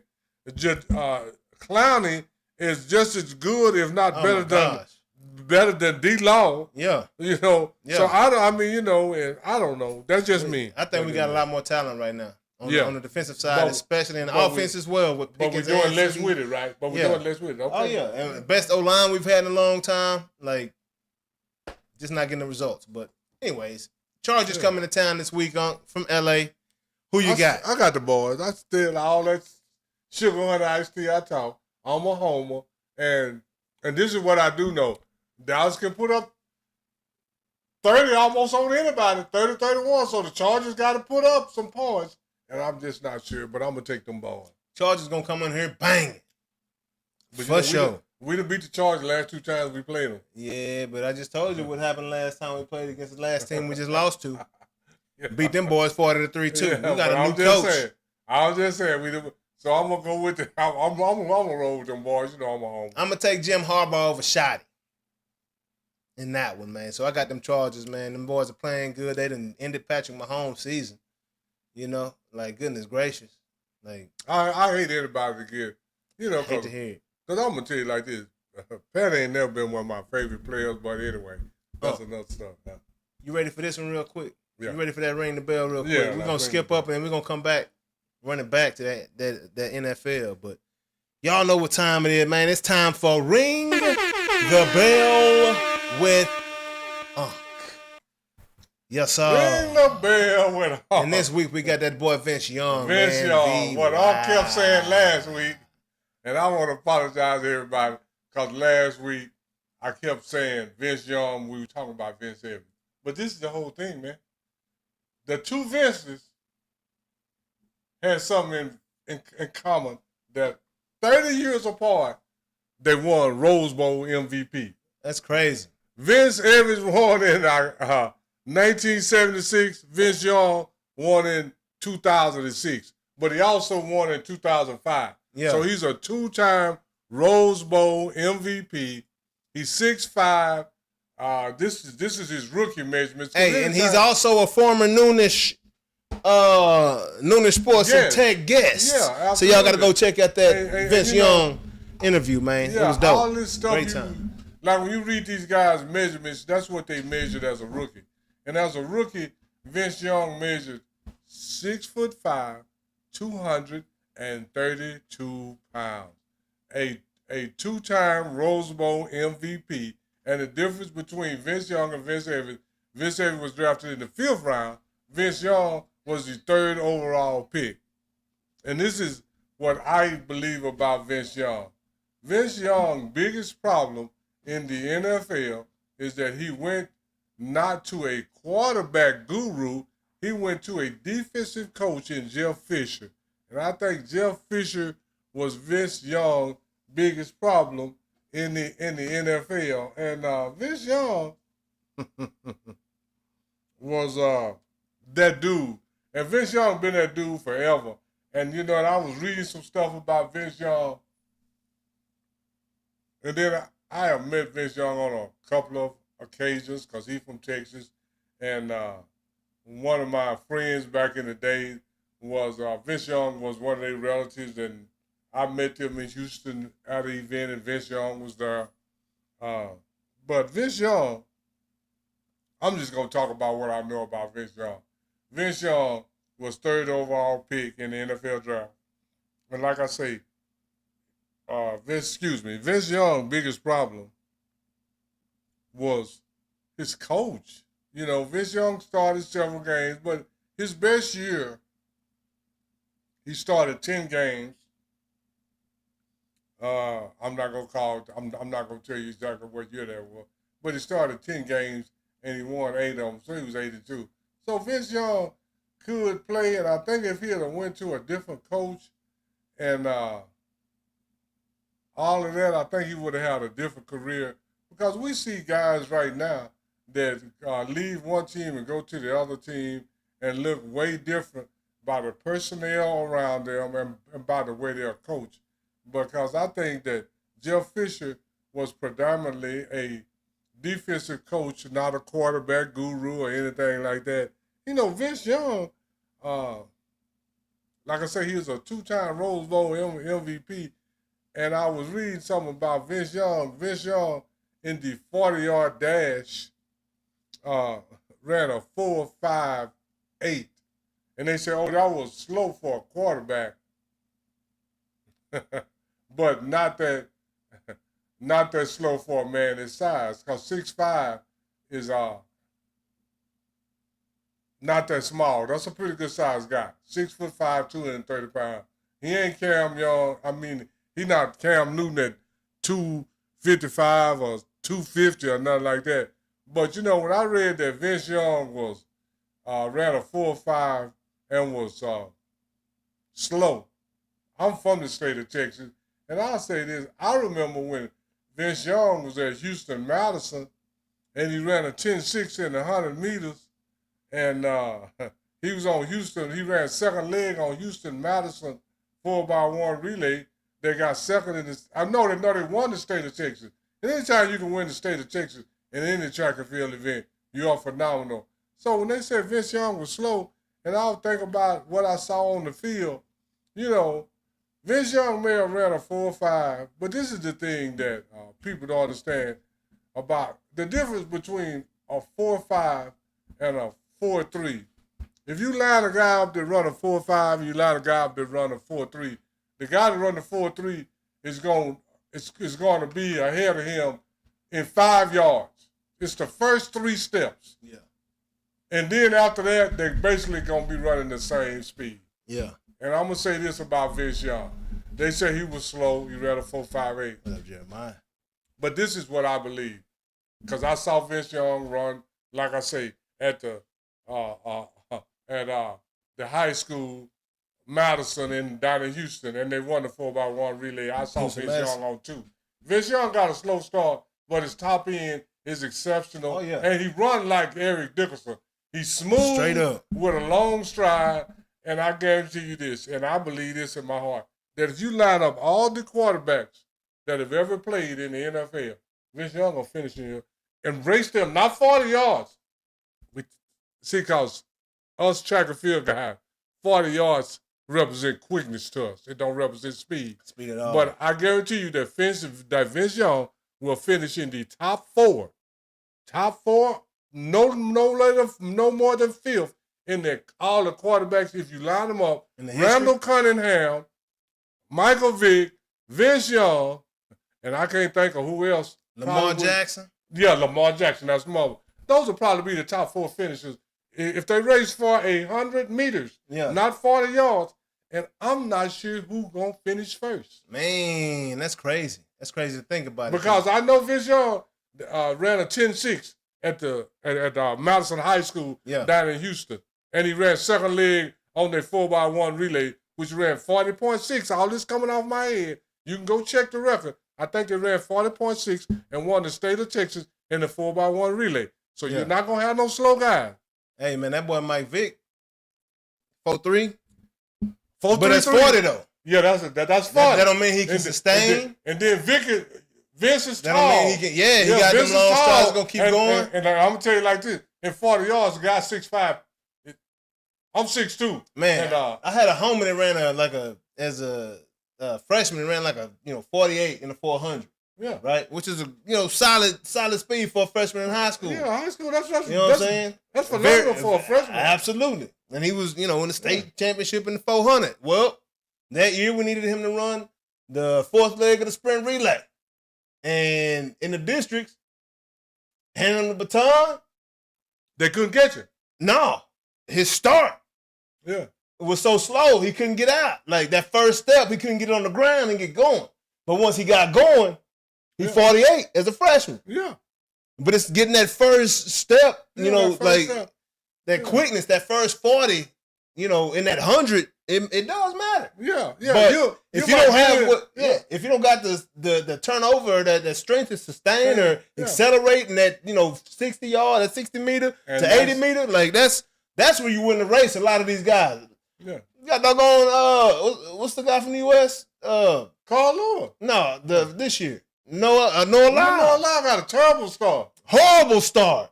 Sha'Carri Richardson got a horrible start. But the acceleration, but at the end, oh my gosh, you know, so for them to say Vince Young was slow, I was like, huh? And when I seen Vince Young on the field, I ain't never seen nobody catch Vince Young, man, even close on him.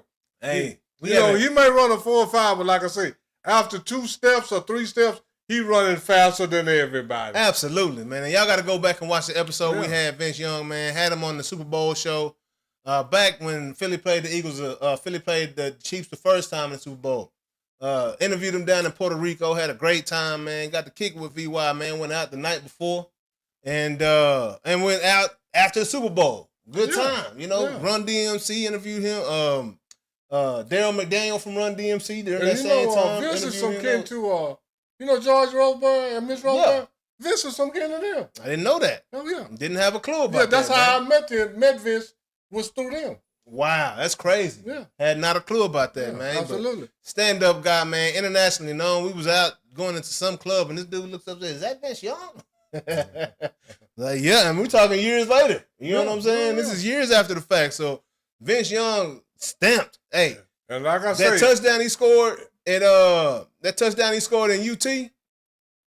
That was crazy. That for the to win the national championship. Yeah, man. Yeah. Insane. Yeah. Insane. That was a great touchdown, man. Hey y'all, we just got to get this thing reset. Real quick. I don't know what happened to my button. Y'all know how we do it. Like I say, man, to me, from what I have seen. Over the, let me say it, over the decade of the 60s, the decade of the 70s, the decade of the 80s, the decade of the 90s, the decade of the 2000s, and the decade of the 20s. Those are with my eye test, and I'm very good with speed on my eye. Yeah. And I'm going to tell you, to me, those are the 4 fastest quarterbacks that I have seen. And if they race, now Randall Cunningham ran a 4.29 in the 40. Yeah. Michael Vick ran a 4.33.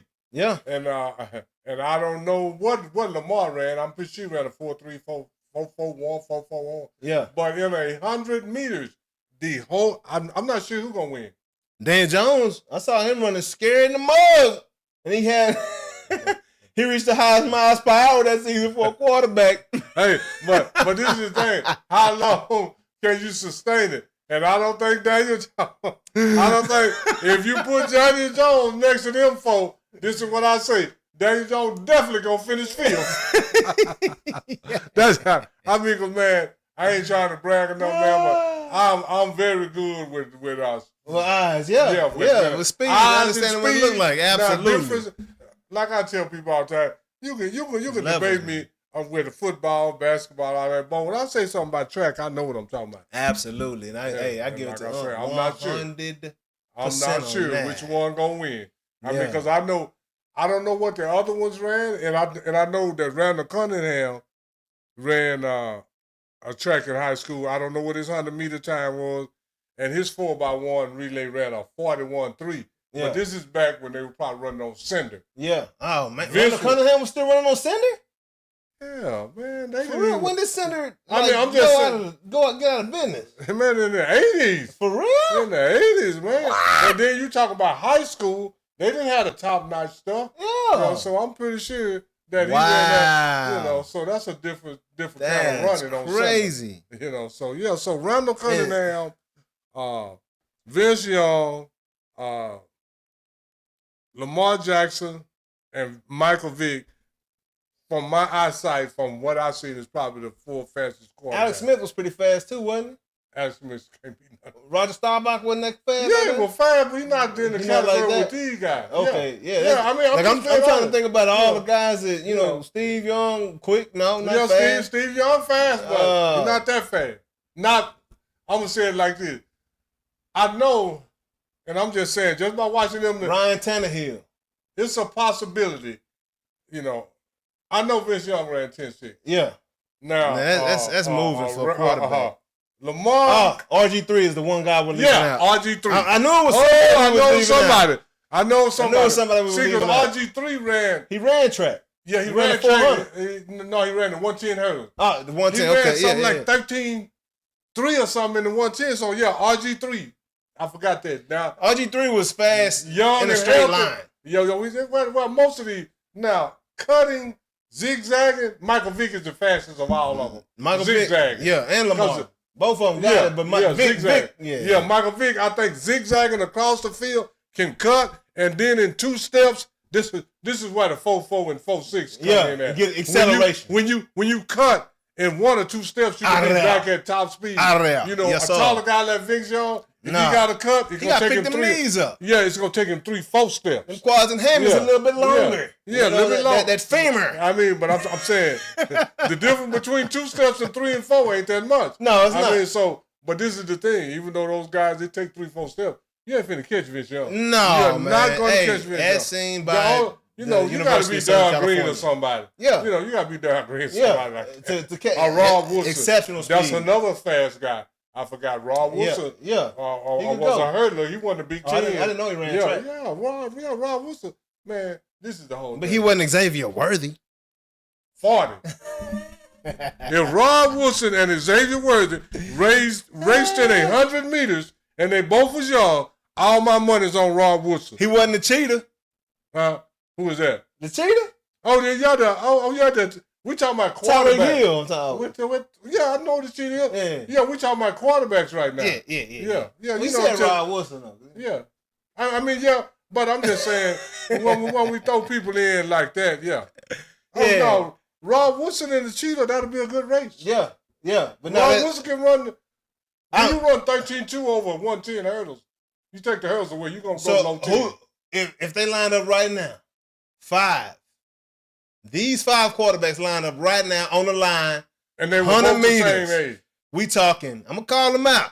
Lane 1, RG3. Lane 2, Lamar Jackson. Lane 3, Randall Cunningham. Lane 4, Mike Vick. Lane 5, Vince Young. Who's winning that race, huh? I don't know. You got to pick somebody right now. Who's winning that race? Who your money on? 100 meters? 100 of them. I might have to go with RG3, man. I'm going to have to go Randall Cunningham. You said that man ran a 4.29? Yeah, but this thing, And RG3, how tall is he? Randall Cunningham, 6'2", 6'3". Yes, sir. Yeah, I mean, I'm not sure. That's why I say I'm not sure. But I'm not sure. I got to go with Randall, dog. And he already, by the 40, he already 2-3 steps in front of Vince. Now, when you going to, I mean, yeah, that's what I'm saying. Yeah. And he right behind Vic. So you know you're going to catch him in that 40 to 60, you're going to catch Vic. He got 60 more to go. In that 60 to 80, only one that got a chance is RG3, I think. Well, to catch him in that point. I don't think he catching Randall because that boy had them, not strides. Oh. Randall had them strides with a K. Yeah, like I say, I don't know, man, but I know RG3. Ooh, that's a hard one to call, man. Yeah, but did you ever see anybody catch Randall from behind? No. I ain't seen nobody catch none of them from behind. Randall was the smoothest of them. Oh, yeah. Randall and eyeball test, when I see somebody running smooth. Oh, yeah. Vince was smooth, too. They moving around Vince here. was smooth, too, because Vince looked like he walking. Man, I mean, crazy. it would be hard for me to call, man. I'm not even, this would be hard for me to call, but like I say, I might have to go with, I mean, because I seen RG3 with my own eyes run 13-3. 13-3 in the 110 hurdle. That's pretty fast, man. Absolutely. The world, that's fast. So, that's moving, man. Yeah, so that's getting up and over them things. I know somebody I was forgetting, and I'm glad you brought up RG3. Yeah. But it would be a hell of a race, man. Yeah. And I'm gonna tell you like this: it's gonna be closer then. Whoever wins, they're not gonna be that far in front of fifth place. Yeah, exactly. It's gonna be a close margin. I mean, because all of them compete. You know, do you know how the Olympics was this past year? With a hill 998, 997, 995. Yeah. You know, it's gonna be like that. Well, my boy, he won like this, but his foot was behind the dude that got second. You know what I'm saying? Yeah, he won with his torso. His torso was across the finish line first, but his foot was behind the other guy that got second place. Yeah, because Kason Thompson of Jamaica, head was across the line. But his torso wasn't. But then Noah Lyle's chest was across it. Yeah. And it looked like he won, but now he won. He won. It's the torso that matters, huh? Torso that matters. Yeah. Wow. Yeah, so that would be a hell of a race. That's crazy because in horse racing, it's a nose. But it ain't horse racing. Yeah, but horses got long neck like that. Yeah. Mm-hmm. Yeah. He won by a nose. Yeah, he won by.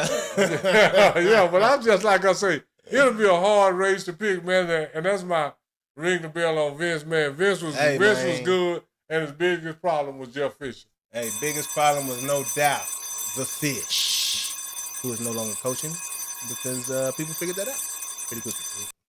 But shout out to Young right there on Ring the Bell. That's another great session, and we gonna keep this thing moving along. Yes, sir. Noonish Sports and Tech coming at you one good time. Y'all know what it is. Shut that down. Back to that NFL, man. You got a whole week to recap real quick. Ugly week of football. Oh, my goodness, man. Hey, just when I thought it got bad, it just kept getting worse. And then Terence Crawford retired yesterday. It's like, what's going to happen today? Have I missed something? Hey, if I missed something today, y'all, put it in the chat. Let me know what's going down in the world. Hey, what's going down, Paco? Hey, Paco in the house. Super chat $100 big dog. Let's go. Hit that subscribe button. Subscribe to the show, man, so you'll know when we on. Then hit that notification bell. Paco. I don't know if Paco really did, but it say you did, Paco. Appreciate you tapping in, big dog. What up, CJ, man? Appreciate you tuning in. Hold on. Let me get CJ off of here, man. This dude talking crazy around here. You know, you come talking crazy around here, we'll pull your card. You know what I'm saying?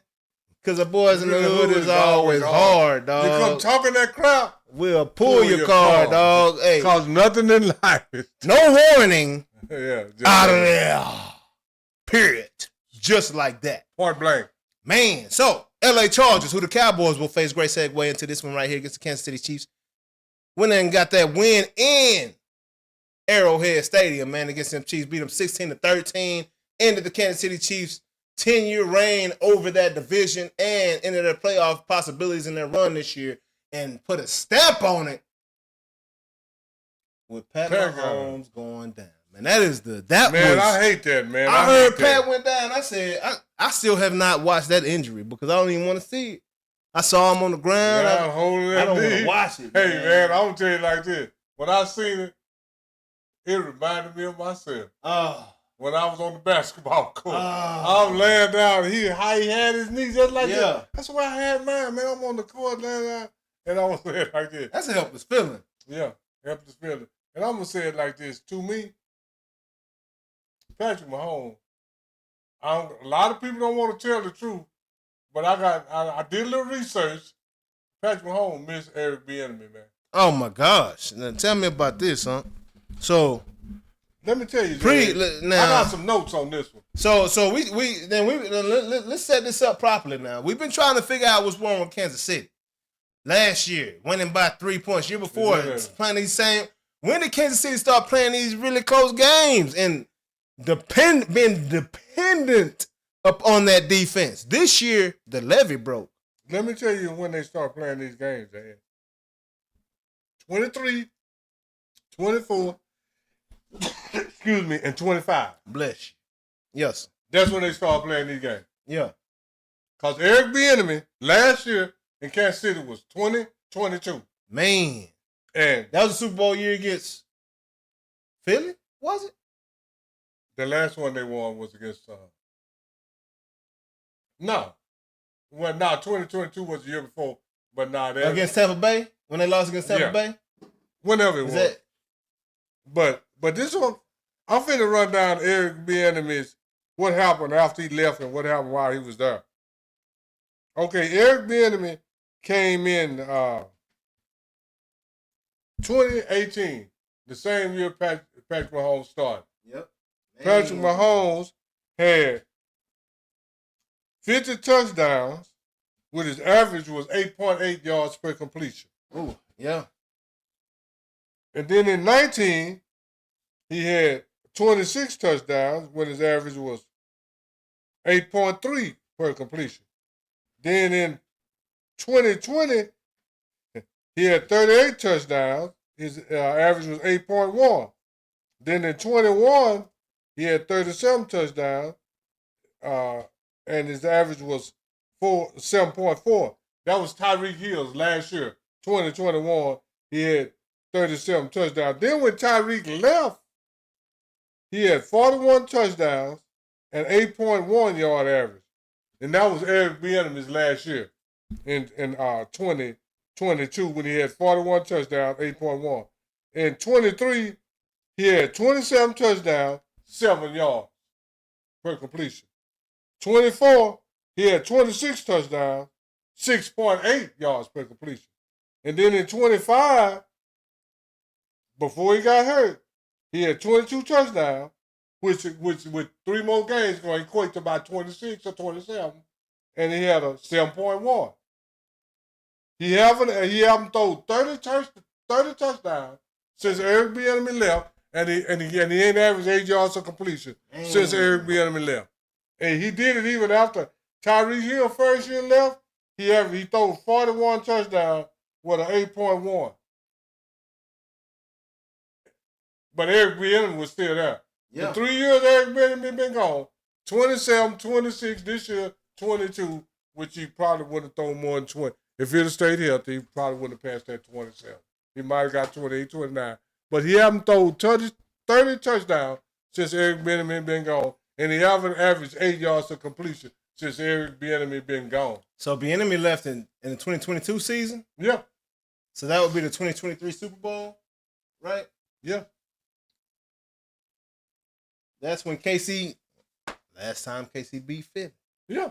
And that was the same year in Puerto Rico when I interviewed Vince. That's that Super Bowl right there. Yeah. So it's all ties back to Eric Bieniemy also, man. Man. You know, and everybody always talk about Tyreek. No, talk about the coach. Andy Reid. Andy Reid. Well, I mean, but it's been different since Andy. I mean Andy Reid, the same one as Coach Philadelphia. The stat you told me about the touchdowns. Yeah, touchdown was crazy. He ain't scored 30 touchdowns. He haven't thrown 30 touchdowns since Eric Bieniemy left. And Eric Bieniemy last year out, he threw 41. Then he dropped down to 27.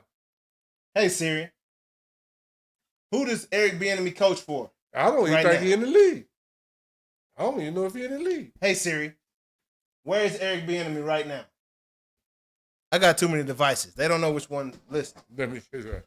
Right now, UCLA. I believe he's at UCLA right now. Come on, man. Eric need to go back to KC.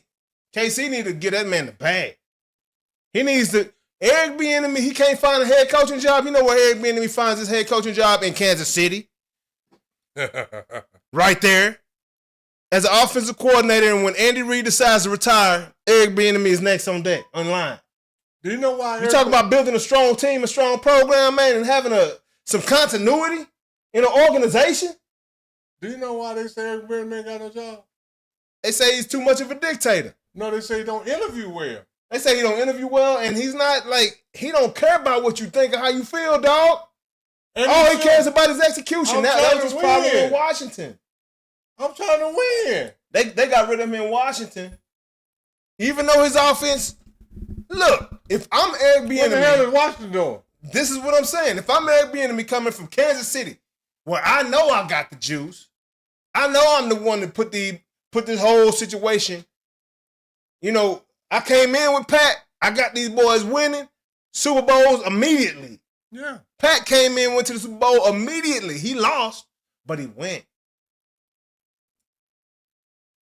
Eric Bieniemy has as the DOC, my bro say, the formula. Yeah, he got the formula. When it comes to that offense, when he got the right personnel in place. You know, he's got the formula. And that's why these absolutely he's going to come in telling you what you need to do versus what you going to tell me, dog, and y'all been losing all these years. That's why all these coaches ain't worth a damn, because they consider, what you think. I don't give a damn what you think, because I got the formula. I wrote down what works. It done worked here. It done worked there. Now, why you going to resist it? Get the hell out of here, man. It ain't me. It ain't me.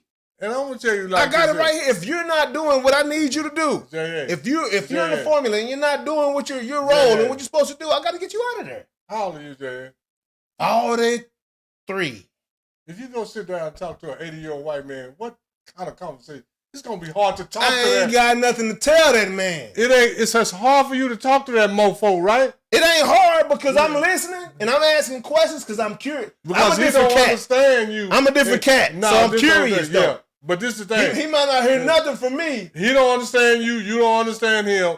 That's why. But yeah, I understand what you're saying, though. That's why. What they say about Shadua, he interviewed bad. You old white men, we can't talk to y'all. And he wasn't raised like that. This Dion's son, dog. Ugly, man. I'm just telling the truth. He wasn't raised like that.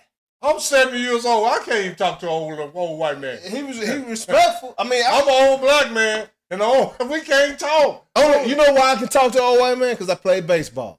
That's why. No, baseball. Baseball is a conversation. I'm going to tell you this, J.A., you're a little politically correct also. So, you know, some people, I'm not politically correct. I can't talk to y'all old asses. I don't know what happened to the camera right now, but we're going to get it back right, man. What happened? Well, look a little dark. It's looking a little just fuzzy, blurry. Yeah, something. But anyway, man. But I ain't trying to be ugly, man. I don't like talking about that stuff because that make it seem like I ain't trying to start nothing. I ain't trying to be funny. I'm just being honest. For Eric Bieniemy, 50-something or 40-something, sitting down trying to talk to these team owners, man, it's hard to do. Because Eric Bieniemy is direct, to the point, no foolishness. Bieniemy got to be coming up on 60 at this point. I said, I'm 70. It's hard for me to talk to him. Yeah. Me and Jerry? Yeah. If I had to sit down and talk to Jerry Jones, man, I seen Jerry Jones at the restaurant. He hollered. He was at the next table to me. Hey, man, I said, because I was messing with him. I said, Jerry, is that you? Yeah, man, I am. No. Told him, come here, what you drinking? Give him one. Yeah. You know, I mean, but to sit down and have a conversation, me and Jerry can't talk, man. Man, I can talk to Jerry, yo. I mean, I can talk to him. I'm just curious, though. I'm going to tell you like this. It's just because of baseball, though. But this is the whole thing. I'm telling you why. I can talk to Jerry, but I can't relate to him. Can't relate. I can't relate. I didn't say I can relate to him, man. That's a different story. I mean, and I'm going to tell you, like, to me, I've been through so much. It's hard for me to talk to him because you say, because me and Eric being the same. When you say something, I'm gonna put you back in check. Yeah. And that don't go well with people that write gotta pay you. Absolutely. When you put people in check that's got your ask pay T.O. Ronald Boulware this month and they got to sign it, well, you know what? Pay Ronald Boulware this month, but guess what? This the last check. Ask This T.O. the last check. Ask T.O. Ask T.O. I'm telling you, man. That's all I'm saying. It's not. You know, and I don't hate to be real because a lot of people take it wrong, but that's just the real truth. That's the real truth. It's hard to talk to these people, man. Hey, man, I played baseball, so I ain't got no problem with it. Oh, yeah. I talk to them. And you want to know what I learned? They appreciate when you're real and authentically yourself. To a certain extent. And not, hi, I'm high. Yeah, high. To a certain extent. Then they get to the point, wait a minute, you too real. You know. But that's where it's good to have a filter. Yeah, it's a delicate balance. Yes, it's absolutely that for sure, man. But I think you can talk to 80-year-old white man. I can. Yeah, because I do. Yeah, because we ain't talking no business. We just talking casually. I think you can talk business with them. Oh, I can. But once you got the common, it's all about finding common ground. Yeah, absolutely. Well, whatever that is. The most common ground of everything? What's that? Money. For sure. Money will make you find. For sure. But you can't get into that money conversation in common ground without having common ground. Oh, yeah, absolutely. Yeah. You know what I'm saying? I can talk to him, but like you say, but but really, I can talk to him, but I can't. Hey, I don't know if you understand that. I can, but I can't. I can talk to them better now. they more curious about you than you are them. I Is. promise you that. That is. So, whoop the woo. You said something then. Yeah. Yeah. So you can talk to them is what I'm saying. Yeah, I can talk to them. Because as soon as you say something, they're going to be like, oh. You know what I'm saying? I'm just telling you, like. Because if you ask my wife, she said I'm a magnet for them motherfuckers. Yeah. That was you know what I'm saying? Yeah, that's the best. I said, baby, you're a magnet for me. Hey. Because every time we go around here, you know what I'm saying? Because, I mean, it's like good cop, bad cop.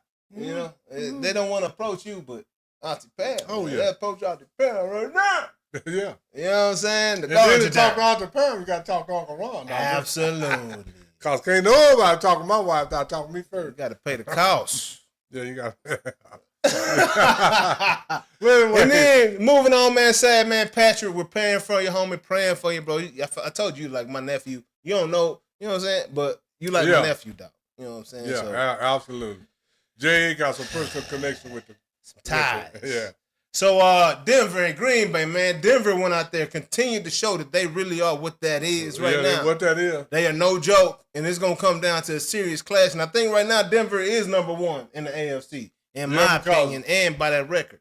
Yeah, because New England lost to Buffalo. You know, Denver is real. New England lost to Buffalo, and Denver went out there and beat Green Bay. Absolutely, man. And another ACL. And I'm just like, man, did the Cowboys know something? Did they see a series of injuries that said, okay, so this hurt first, this is hurting now, so these things trigger this type of situation. Yeah. And this is what's next. So it's only a matter of time. Yeah. Before Micah Parsons. The Cowboys saw that he didn't get no sacks after game 12. He only had 1 in 3 or 4 playoff games. But how many seasons has he finished, though? It's not only that, but he's gotten hurt in those last 4 or 5 games. Yeah, and he's got hurt. He's been hurt. He'd have missed 4 or 5 games every year he's been here. That's what I'm saying. And then now you want your top dollar money, but you only going to play 11 or 12 games. Instead of breaking me on down. So these injuries, we see the injury past. We see the injuries that have occurred and what's next to come. This thing happens. This thing's happened. When we put this into our analytics and see what past players and how they've performed and what's happened after these injuries have occurred, they might have known a knee injury was. It might not be this year. It might be next. It's gonna happen though. But they might not know a knee injury, but they know you're gonna miss 4 or 5 games. Something is gonna shake because you missed. That's your MO. That's what the police. You know what Jerry Jones did? Jerry Jones called the police downtown Dallas. He said police. What y'all think? They said, well, you know, Jerry, Mike been hurt 4 or 5 games every year since he's been there. Yeah. So it's probably going to do the same thing in the future because he did it in the past. Hey, I tell you this, I love Micah Parsons, and I am so glad he got his money. And I'm so glad. I mean, and he got over $100 million guaranteed. No, I'm so sad that he hurt, man. Oh, I am too, because he was having a great season. Because this is what I said about Micah Parsons with some of the other Cowboys. I want them to have a long, illustrious career somewhere else, not Dallas. You know, Mike was one of those guys, and I want him to have a great career with Green Bay. Absolutely. You know, man, I hate he got hurt, man. Crazy, man, because you know what he ended up? What's his MO? 12 sacks. 12 and a half sacks. That's his MO since he been here. After game 12, what game was this, 14? 15, I think. Week 15, game 14, I believe. Yeah, I mean, but I'm saying game 14. Game 14. Yeah. 12 and a half sacks. That's his 12 MO, and a half sacks is what he ended up with, man. That's what he had every year he was at Dallas, right? Golly, like you can't, you can't make this shit up. Can't make that up. You can't make this shit up. And I said this, you know, and I wasn't counting on no injury. If you want to crown them, I believe they're going to get out in 12 sacks. They are who we thought they were. Who we thought they were. Can't win with them? Damn, Micah. I hated to see it, man. Yeah, I hate to see it like that. Because we are, you know, we all football fans. Yeah, man. you know, now game, if Trent Williams or one of them other tackles would have just been whooping his ass all over the field, I would have laughed about it, but I don't. Come on, man. Nobody. Any athlete don't want another athlete to get hurt, man. No. I've had knee injuries in basketball. And I tell anybody this, too. I tell people out there, man, I got hurt way more in basketball than I ever did in football. I got hurt way more in basketball than I did in football. ever in my life. Man, that's crazy, man. I believe it though. That hardwood is serious. That hardwood, it takes a pounding, man. Man, them knees, them Pause. ankles, them fingers, and then if you way up in the air and somebody undercut you and you put your hand down on the court like that and all that weight and your wrist bend like that, now your wrist hurt. You might have caught yourself, but now your wrist hurt. Bad, exactly, man. Yeah, all that stuff. Bad deal, man. That hardwood is exactly that. Hardwood. The first time I never felt knee pains in my life, and then I was rehabbing for my shoulder. So I started playing basketball to stay in shape. You know what I'm saying? While I was rehabbing my shoulder, and I started feeling my knees hurt. And I didn't tweak nothing. Like just from the pounding, like the bottoms of my knees. I was like, what is this? Yeah. Osgood Slaughters? I don't even have that. But I'm guessing that's what it feels like. But moving along, man. Cleveland, man. Crazy. Cleveland went out there, got beat up by Chicago, man, 31-3. Didn't see this coming like that. Not in Cleveland, but not surprised it happened like that.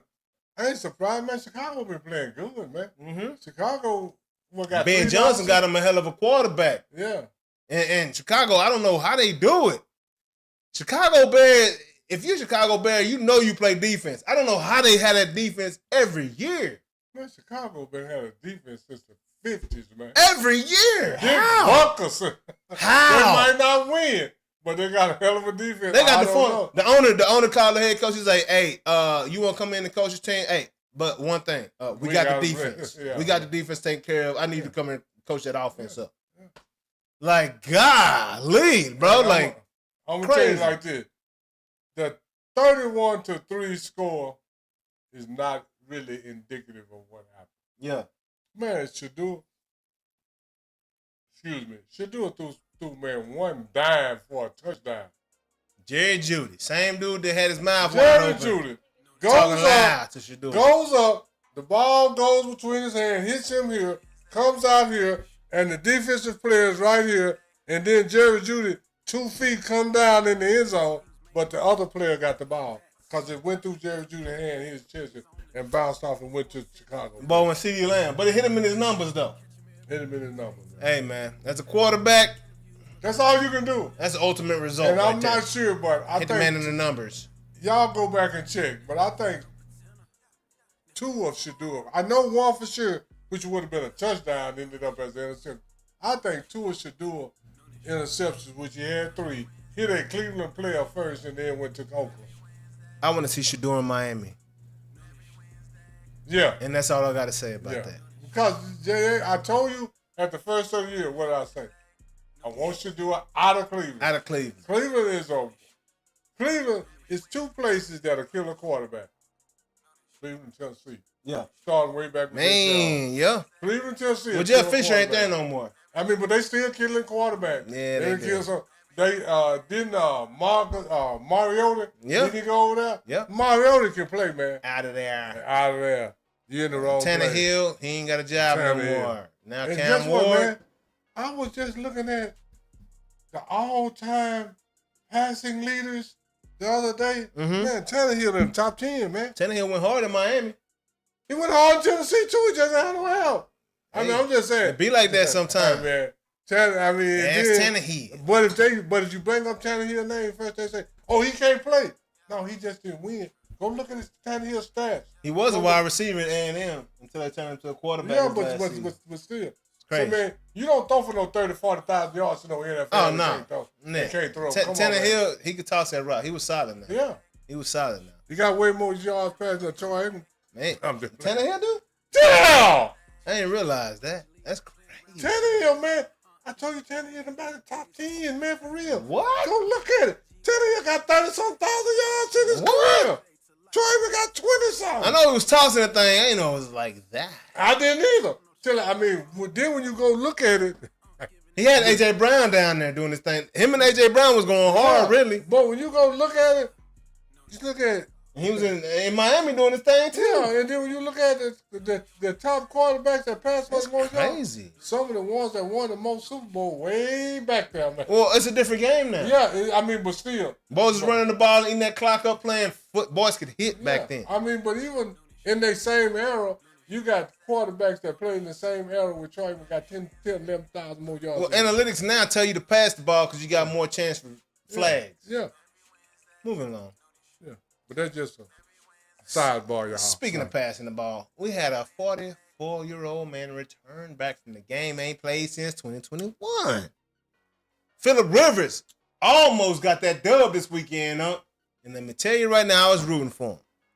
If you watch the game, clearly you can see he ain't got the zip on the ball that he used to.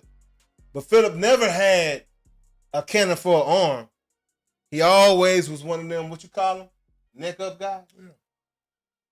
Phillip was cocky. Oh, cocky. Hey, that's part of being neck up. You got to believe in yourself. Yeah, you got to believe in yourself. Up here to believe to have some cockiness. But I'm going to say this. To me, that's bad for the game. Oh, I agree. I agree. I mean, when you can get a either guy, that or the game is bad, or they covering up holes. If you got to go get either a fight, the game is weak or something wrong. When you get, how long Phil Rivers been retired? he ain't played since 21. But this is 4 the thing. years. This is the thing. I don't give a damn about none of that. You ain't played in 4 years. You're 44 years old, and you look like you can win some games in the NFL. That's bad for the league. But he knows this playbook inside and out to the point to where he coached it. And I absolutely believe that helped him this weekend.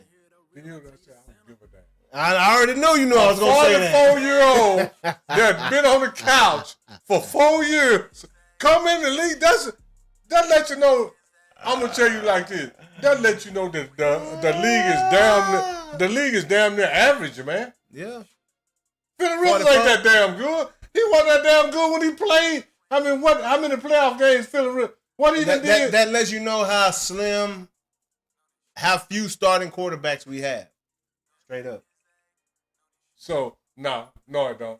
That lets you know. That lets you know that it's some guys younger than Phillip Rivers that are retired that can probably come and do the same thing. That lets you know this watered down, man. Or it lets you know that these coaches have not adjusted to their athletes in 2025. Yeah. And they still trying to run their antiquated system. That lets you know that something is fundamentally wrong. When you can go get because I'm going to tell you like this.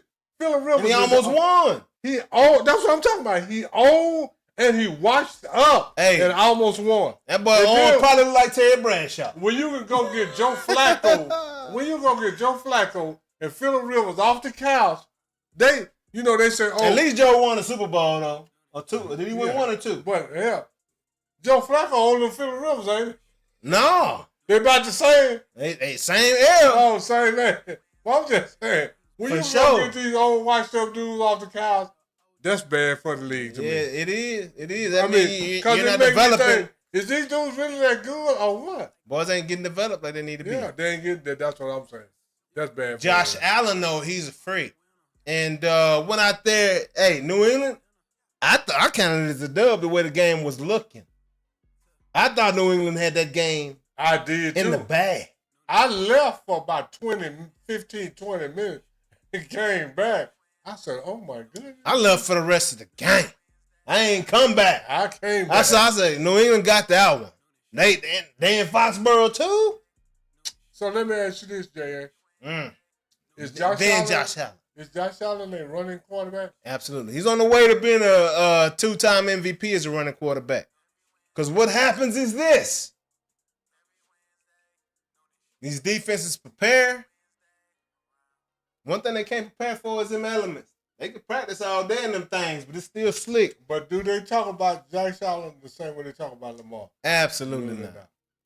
We're talking about got the most rushing touchdowns in the history of the NFL. Josh Allen. But he's not considered a running quarterback. Do you know why? He's a running quarterback. You know why he's not considered a running quarterback? Absolutely. Yeah.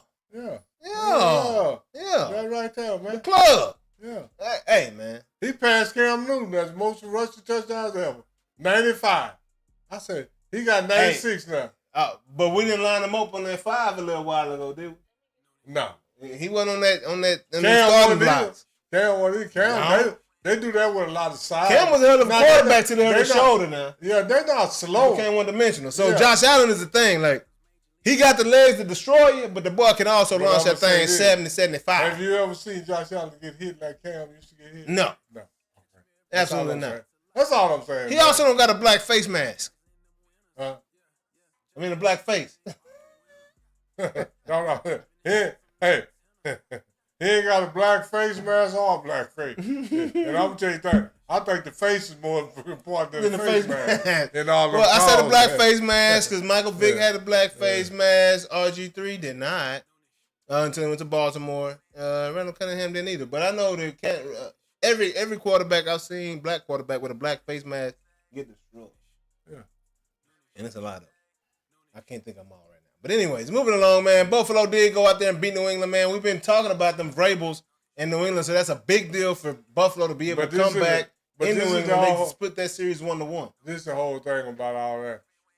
Man, it's hard to be the good team twice in the same year. Absolutely, So it if is. they got to play in the playoff, I'm picking New England. I'm picking them Vrabels, especially than Foxborough, man. Yeah. And New England got a better record than Buffalo right now. Yeah, absolutely. They just don't have a better record than Denver. Yeah, But that still puts them in the top 2. So they're top 2. still going to be in Foxborough trying to get to that ship, man. Moving along. And then the most impressive win of the weekend was the Baltimore Ravens. 24-0, man. Looks like they handled their business in Cincinnati. Game was not, it was not that impressive of a win. They still got to get a lot figured out on the offensive side of the ball. Their defense went and did what they had to do to Joe Burrow, Jamar Chase, Chase Brown, Higgins, man. They went and shut them boys down, did what they had to do. But just wasn't that impressive of a victory right there. For sure, man. But we can keep this thing trucking along, man. Let me see what we got up next, huh? What we got up next? We got the picks, huh? Oh, okay. We got the picks, huh? I wish it was something I could just go on, but No. We good. want to eat picks out real quick. Yeah. Hit them with the quickness.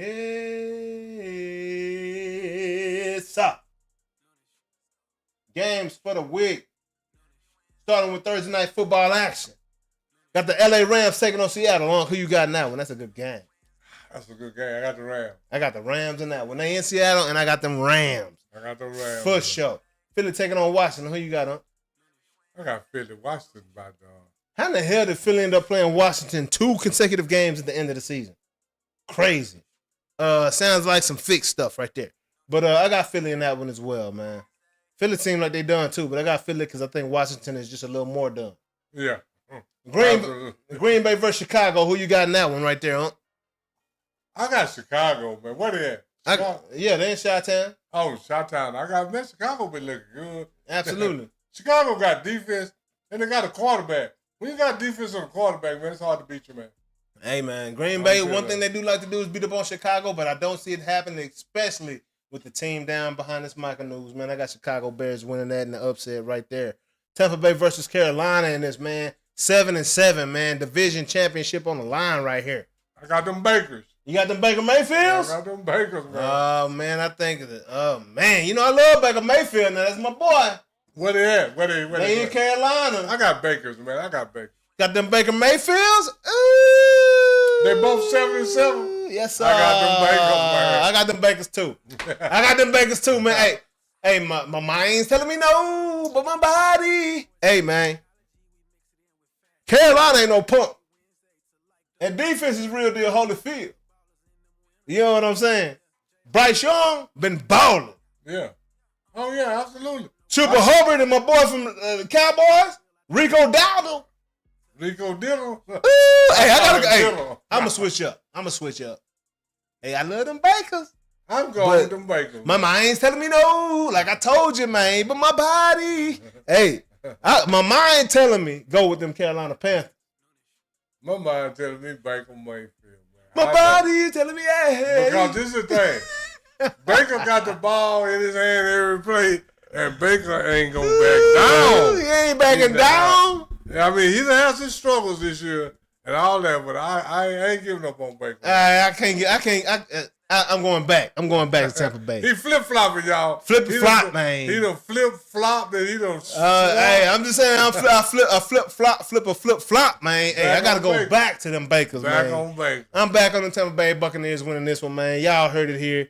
Hey, y'all put your money on them Baker Mayfields already today, man. And then what we got up next? Let me see. We got Buffalo in Cleveland. Who you got there, huh? Buffalo. Easy money, Buffalo. LA Chargers in Dallas. We already got. You got the Cowboys. I got them Harbaughs. I got them Dallas. Them. I was about to say the New York Giants. I got them LA Chargers, man. New York Jets taking on the New Orleans Saints. Who you got in that one, huh? I got them Jets, man. I got them Saints. Them boys beat them Baker Mayfields last week. They got that young buck out of Louisville. But where they playing play, quarterback New York? in New Orleans, man. In New Orleans, they got that voodoo on them boys.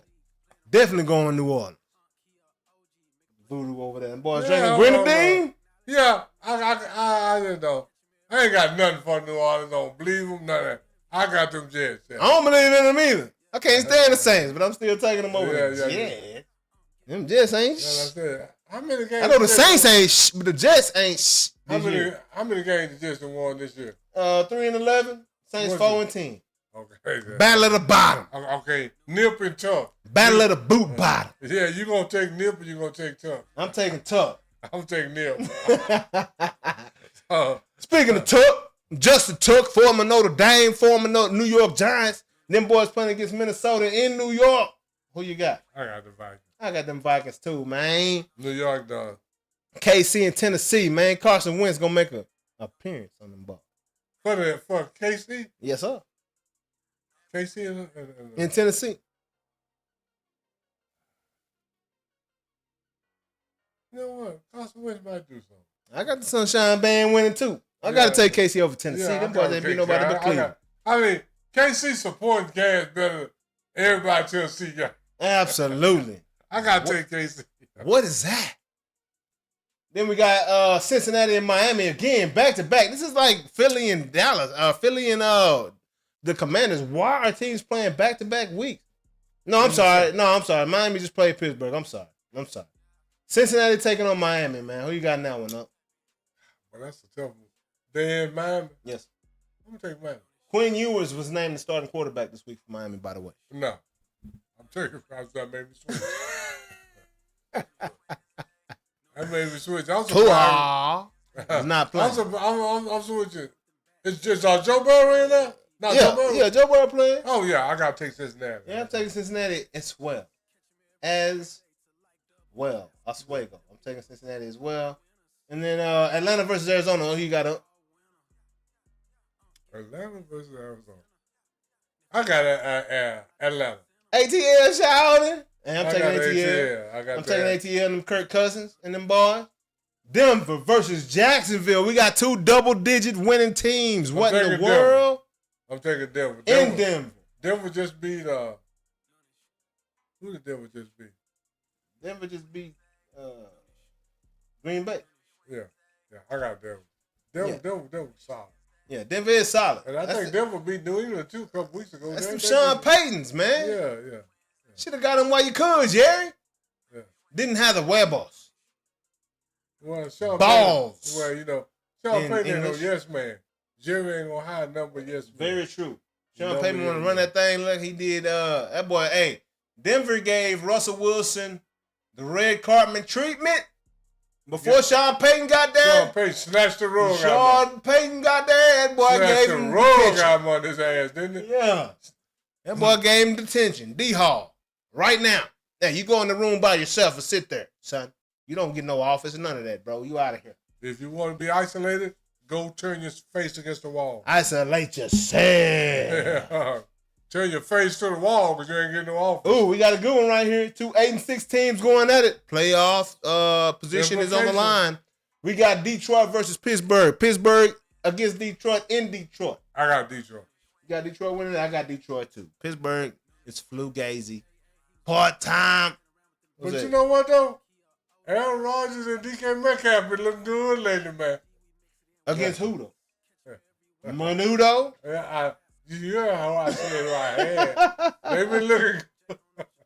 They been looking good, but they ain't looking that good. Not that good. But DK did throw some. Hey, DK was out there running the ball like he was playing against Youth Cowboys. Football League, Pee Wee boys. Like he was playing against Dallas Cowboys. Oak Cliff Redskins. For real. Did you see that touchdown when he had last game? Just throwing dudes, like literally. Yeah. Boys was not trying to tackle DK at that point in the game for Miami. And that was pretty hysterical to watch. They didn't want no part of DK. We got Vegas, who's looking for number one pick, clearly, because they want a new head coach and a new quarterback coming into the system. Taking on Houston. Who you got, man? Houston, one of the hottest teams right now. I got Houston. I got Houston winning that game as well. And then we got New England and Baltimore in Baltimore. Who you got in that one, huh? I got New England, man. I'm sorry. I got New England. Lamar, I hate to go against you, but I ain't got no choice. I got New England too, man. Yeah, I ain't got no charge. This the people money on the line. You know what I'm Yeah. saying? And you ain't gave me nothing consistent enough to put my money on you right now, bro. Are you okay? Because since you got, are you okay from that? Have you woken up from that dream of receiving 200 and however many million from the Ravens and however many million guaranteed? Because you ain't been the same player since you signed. Don't do that. Be better. Be great. You know what I'm saying? Be great. Forget about the money. I don't care about your braids. I don't care about none of that, dog. Forget about the velours. Forget about everything, Lamar. Everything you talking about, man, and go play some football. I want to see 200. I want to see what 240 million quarterback look like, bro. Especially from you. I want a Super Bowl, bro. We on you. Hey, we got your back. We just want to see it come up out you, bro. Because we relate to you. Yeah, More than any other person, any other quarterback in the league, we relate to you. And we want to see you win, bro. Is all I got to say, Lamar. Forget about everything else. And Ditto, Lamar, ditto. in the last game, we got the San Francisco 49ers taking on the Indianapolis Colts. Got the strangest looking logo now. It ain't no code, it ain't nothing. It's a C with a state of Indiana in the middle of it. That's the weirdest. I ain't even recognize it, but that's their logo. But They ain't got the unit. I mean, they ain't got the horseshoe. no, it's a Colt. It's in the shape of a horseshoe, but it's a C though. Yeah. You can definitely tell Jim Irsay's daughter has taken to the design team and put out a new logo. Because I told you I don't want no women coaching my son. I can't even recognize the Colts no more. But they taking on the Colts on Monday Night Football. Who you got in that one up? Coaching who? The San Francisco 49ers. 49ers. That's what I thought. I was like, wait a minute. Yeah, I got the 49ers. all day, every day. I got 49ers in that one too, man. So those are our Week 16 picks, baby. Yes, sir. And you know, Unc has already given the ring, the bell this week on the one and only Vince Young. Yeah. So this is Trip the Goat's favorite part of the show. IMO. Speaking of Trip, Yeah. it's your boy Trip. You know,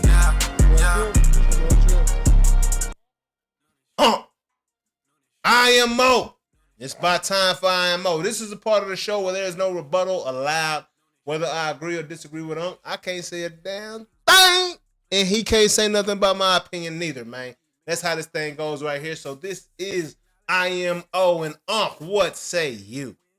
Man, you know, I'm going back to something they were talking about 3-4 months ago. What is that? I'm going to go back to the silverback gorilla. Ooh. Taking on one man? 100 man? Man, I'm more convinced that the silverback gorilla whooped the crap out of 100 men. Straight up. I am... Say, man, Does the 100 men matter? Are we talking about any 100 men? you can go get Shaq. What's the guy on there? Shannon Crowder. Talking about him and they go on the alligators, the football player. Yeah. You can get Shaq, Shannon Crowder. You can get Anderson Silva. You can get what's my boy? With the overhand right in the heavyweight. Jake Paul? No, in the heavyweight UFC. With the overhand right heavyweight. Yeah. They didn't have no. Ngannou? No, the white dude. Anyway, you Chocolate Dale. Yeah, that's my boy. Chocolate Dale, my man. Go get Chocolate Dale, Shannon Crowder, Shaquille O'Neal, Mike Tyson, Ray Lewis, Deacon Jones, Larry Allen. A silverback gorilla will whoop these crap out of 100 men. Say, man, I just seen a silverback. Say, man, do you know what they tell you when you go look at that silverback gorilla? Do not look them in the eyes. When you look at a silverback gorilla, he go crazy. It's a rap. Say, man, Sign of disrespect. it was this dude. He wanted to break. He looked at a silverback gorilla. Man, that silverback Behind the gorilla. glass? Yeah, the silverback. You know how that glass is? Yeah. Say, man, that silverback gorilla cracked the glass, man. Crack the glass. 100 men can't crack that glass. I don't give a damn what you say. You can go get 100 of the strongest men. You can go get what's his name, Mark Henry. Yeah. Mark Henry. All of them. You put him in the 100. A silverback gorilla will whoop the crap. Say, man, that silverback gorilla looked at that dude and backed up. Man, and ran it. Boom, hit that glass, and boom, boom, boom, and boom, and that glass cracked. Everybody in there had to leave. They said, everybody leave. The silverback, they were scared he finna bust out of there. Absolutely. And I guarantee you, you get 100 men, they cannot crack that glass, man. Man, a silverback gorilla, this one I tell these young dudes, you know what they call mean mugging, right? Yeah. Young guy, they had their hair twisted, they look at you like this. Look like you stepped on their shoes or something. That let me know you ain't got no silverback in you. Cause you dog. You trying to look, and if you go look, and this is the whole thing, when you go visit silverback gorilla, they even trying not to look you in the eye. Yeah. Because they know if you look me in the eye, they'll It's kick on. your ass. It's on. Man, silverback gorillas is like this. And they got big clear eyes too. Say, man, they're like this. But when they look up like that, they don't want nobody. Man, that silverback looked at this guy looked him in the eye. He cracked that glass. A big crack came down through that glass like that. I said, say, man, a silverback gorilla, you give me 100 men to crack that glass. 100 men can run, jump, push on that glass all they want to. They gonna need a tool. And this is what I tell the 100 men. All 100 of y'all not gonna be on the gorilla at the same time. Man. Only 10 or 12 of y'all. And all y'all gonna leave with broke bones, cracked ribs, concussions. Man, a silverback gorilla would destroy, because this is the thing. He's gonna destroy them first 25 or 30 so bad, the other 75 or 80 gonna run out there. They're gonna run out, man.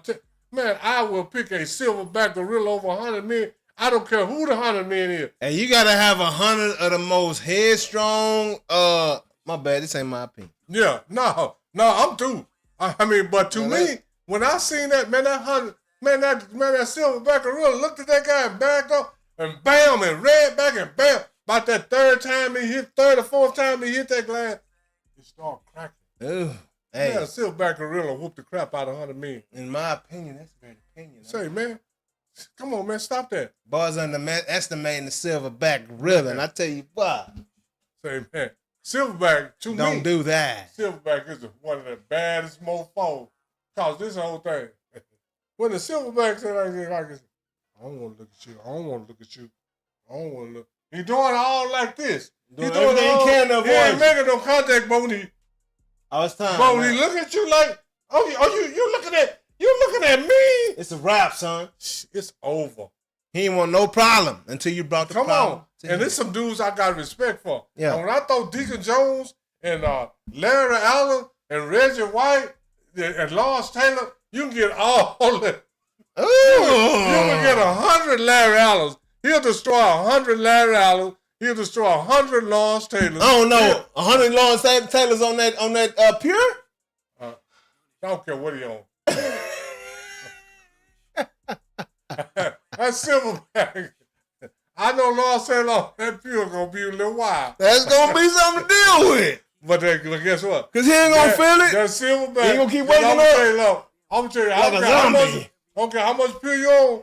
When you see 25 dudes in front of you with concussions, broken ribs, and broken arms and legs, you're gonna be like, this ain't that pure. Man. That's just me, man. When I see that, I got the silverback. I had to read Hey, it's some new drugs Lawrence Taylor wasn't on back then that might get him over the hump, though. You know? But that fentanyl. And some other things, is all I'm saying. I hope I don't ever. Victor Conte or nobody. Hey, man, Victor Conte might get him there. No. Hey, Victor Conte gonna get him hurt. Victor Conte gonna get him a concussion and some broke bones, separated shoulder, dislocated knees and elbows. No, I got that silverback, man. Yeah, I got that silverback too, one. That's a great opinion right there. Because I went back and visited that the other day. I was like, y'all tripping. Y'all really tripping. Y'all tripping. Really? Shannon Crowd talking about he on the alligator. Alligators are stupid. They'll look this way, and you can go from the back of an alligator and throw a towel over his head, and he lost then. First off, you can't get close enough to a silverback to throw a towel over his head. Silverback, that's man. Come on now. I got the silverback. I don't care who the 100 man is. I got the silver. I'm with them. Because I looked at. That's a great opinion right there. Yeah, yes, sir. Y'all see the head. I had to turn it back around, man. How many times I gotta say this, man? I feel like I'm on a soapbox constantly, preaching about something that everybody already saw. You know, unlike I am J.A. I didn't even say it at the beginning of the show. AKA Jonathan Anderson is who I am. That's who I be. Yes. You know, play a little ball, man. Won a couple state, football championships for football over here in Texas, man. Drafted, play some baseball, man. Won some track state championships, man. Just accomplished, got a lot of confidence in myself, man. And, I if it come down to me, we're going to make that thing shack. That's what I'm trying to tell you. But right now, in my opinion, I'm pissed off, man. Pissed off, man. Dry hump me, man. MLB, pause. You dry humped me. Pause. All right? It's a baseball term as well, man. Dry humping is when you get a pitcher loose in the bullpen, but you don't put him in the game. Tell him to go sit back down. He just got dry hump. You dry hump me, man. You made me believe you're going to turn things around and do the right thing. And put Barry Bonds in the Hall of Fame where he belongs. As the home run king. Walk king. I don't know if anybody has won as many MVPs as Barry Bonds. Golden Gloves. The man is the greatest baseball player to ever live. And, when Ken Griffey Baseball was coming out on Nintendo, I had Barry Bonds on my wall playing for the Pittsburgh Pirates. I ain't had a number 7.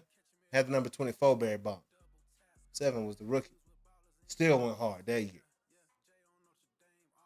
San Francisco became number 25 and became the most intriguing man in sports for a while.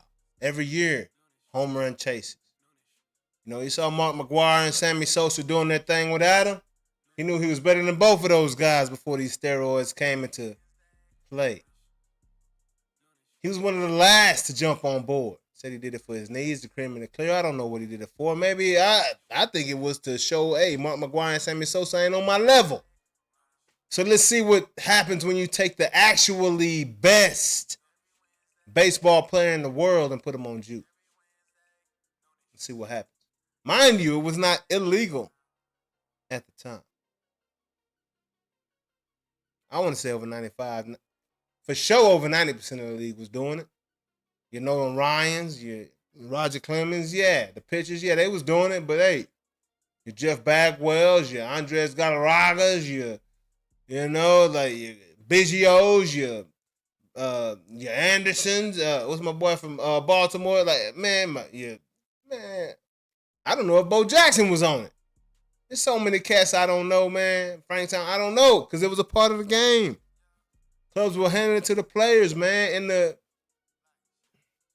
I don't want to give away too many details. It was a part of the game, though, man. So to crucify one man for the acts of what I like to believe over 95% of the league is crazy to me. All those guys from those 90s and 2000 eras that are going in the Hall of Fame year after year, they were all on it, man. Hell, go back to the 80s, man. They was on it too, dog. It was on something. Greenies, opioids. Babe Ruth on them opioids back in the opioids. That's what Germany was going ham on back in the day when they was conquering everything over there in Europe. Opioids. Babe Ruth was doing that, hitting home runs over here. But y'all don't hold that against him. What's the problem, man? What's the problem? If it was just Roger Clemens by himself, I don't think this would be an issue. But since it's Barry Bonds that's leading the world in home runs, Y'all don't want that in the history books without an asterisk or some kind of craziness behind it. Oh, he had to have this to do it. Well, it's another black man that led before him named Hank Aaron that wasn't on the Jew. Let it be, man. Y'all tripping, man. Barry Bonds was the GOAT. Every time he came to the plate, it was it seemed like it was a 50% chance he was going to hit a home run. It was like, is he going to hit a home run, get walked, or hit a double? Those were the only options. The man was so great at hitting.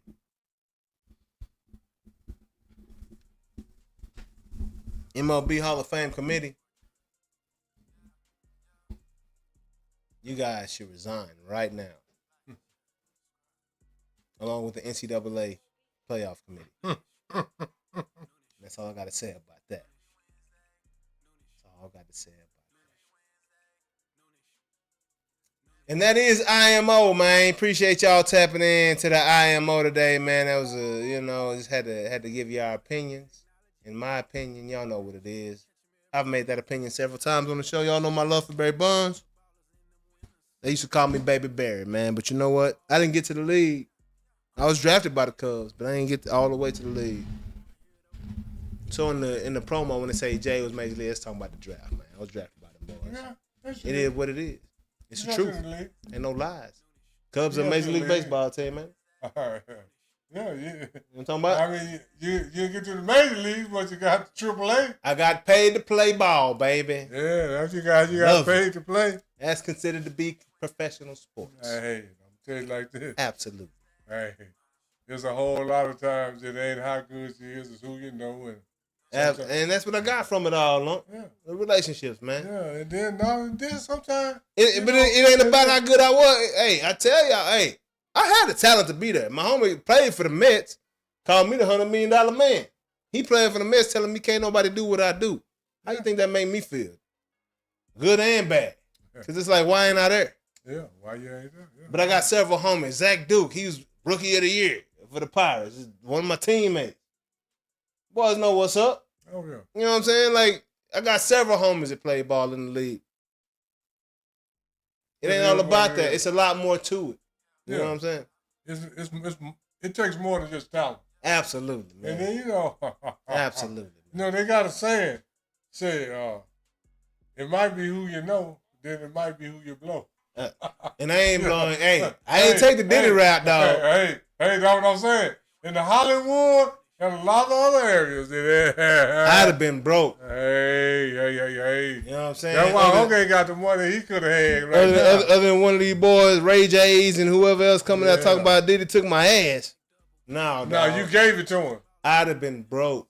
No, he didn't take nothing. You know what I'm gave saying? it to him. That producer talking about, hey man, Diddy still ain't paying me for the album I produced, but he took my ass. That's on you, dog. Everybody got choices. Diddy ain't that tough, man. How big and strong as Diddy is and how good is his hand. I'll kick Diddy in his left knee right now, man, dog. I'll kick Diddy's in more than in his left knee. He gonna have to call somebody to come kill me, but what I'm gonna do to him, he gonna remember that. Man, I'm 70 years old. Diddy couldn't do shit to me but take an ass whooping. That boy Diddy got two left feet, man. That's what I'm Knock knee, bow leg at the same time. So how you gonna tell me he took something? Hey, man. I mean, don't give me started. You sold your soul. No. Is what that Diddy was. say if you do this, you can make this much money. Hey. That ain't taking nothing. I'd have been broke, homie. Yeah. Meek Mill, I ain't gonna call nobody else. I ain't mean to call y'all out. I'm just saying, man. Yeah. Hey, you know. There's a whole lot of people been to the party, but everybody been to Diddy party. You know what they say? I didn't see nothing. Yeah, I ain't see nothing either. And I'm gonna tell you like this. I'm sure that I was on you though. It ain't no parties that I have ever been around in the DFW that I didn't know what was going on before I got there. And you know, most of them people that went and snitched on Diddy was from a Dallas party. Did you know that? No, Diddy had a... There's a party down here in Dallas. D-Town, yes sir. Oh, okay. A lot of people snitched on him. My boy, the lawyer with Bigsby, got the files. You know, he got the papers. Oh, okay. NDAs from that party, man. He's like, hey, let me get that. I'll pay you $100,000 for them papers right there. See how good that NDA is. But anyways, man, appreciate y'all tapping in, man, for another Great episode of Noonish Sports and Tech, man. Yeah. Yeah. Appreciate y'all time, man. We had a lot of fun this week, man. What you think about it? Man, we had some good times, man. And I just got to tell people one thing. Like, share, and subscribe. Do what you do, And man. hit that notification Yes, while sir. you're doing all the things that you do. Absolutely. What we will do for sure. I'll see you Friday night, and we will see you for sure next Wednesday, sometime around noon, man. Noonish. Peace. We are. Noonish. Noonish. Every Noonish. Wednesday. Noonish. Every Noonish. Wednesday. Noonish. Every Noonish. Wednesday. J.A. he was major league, playing around with them bats. Kia OG.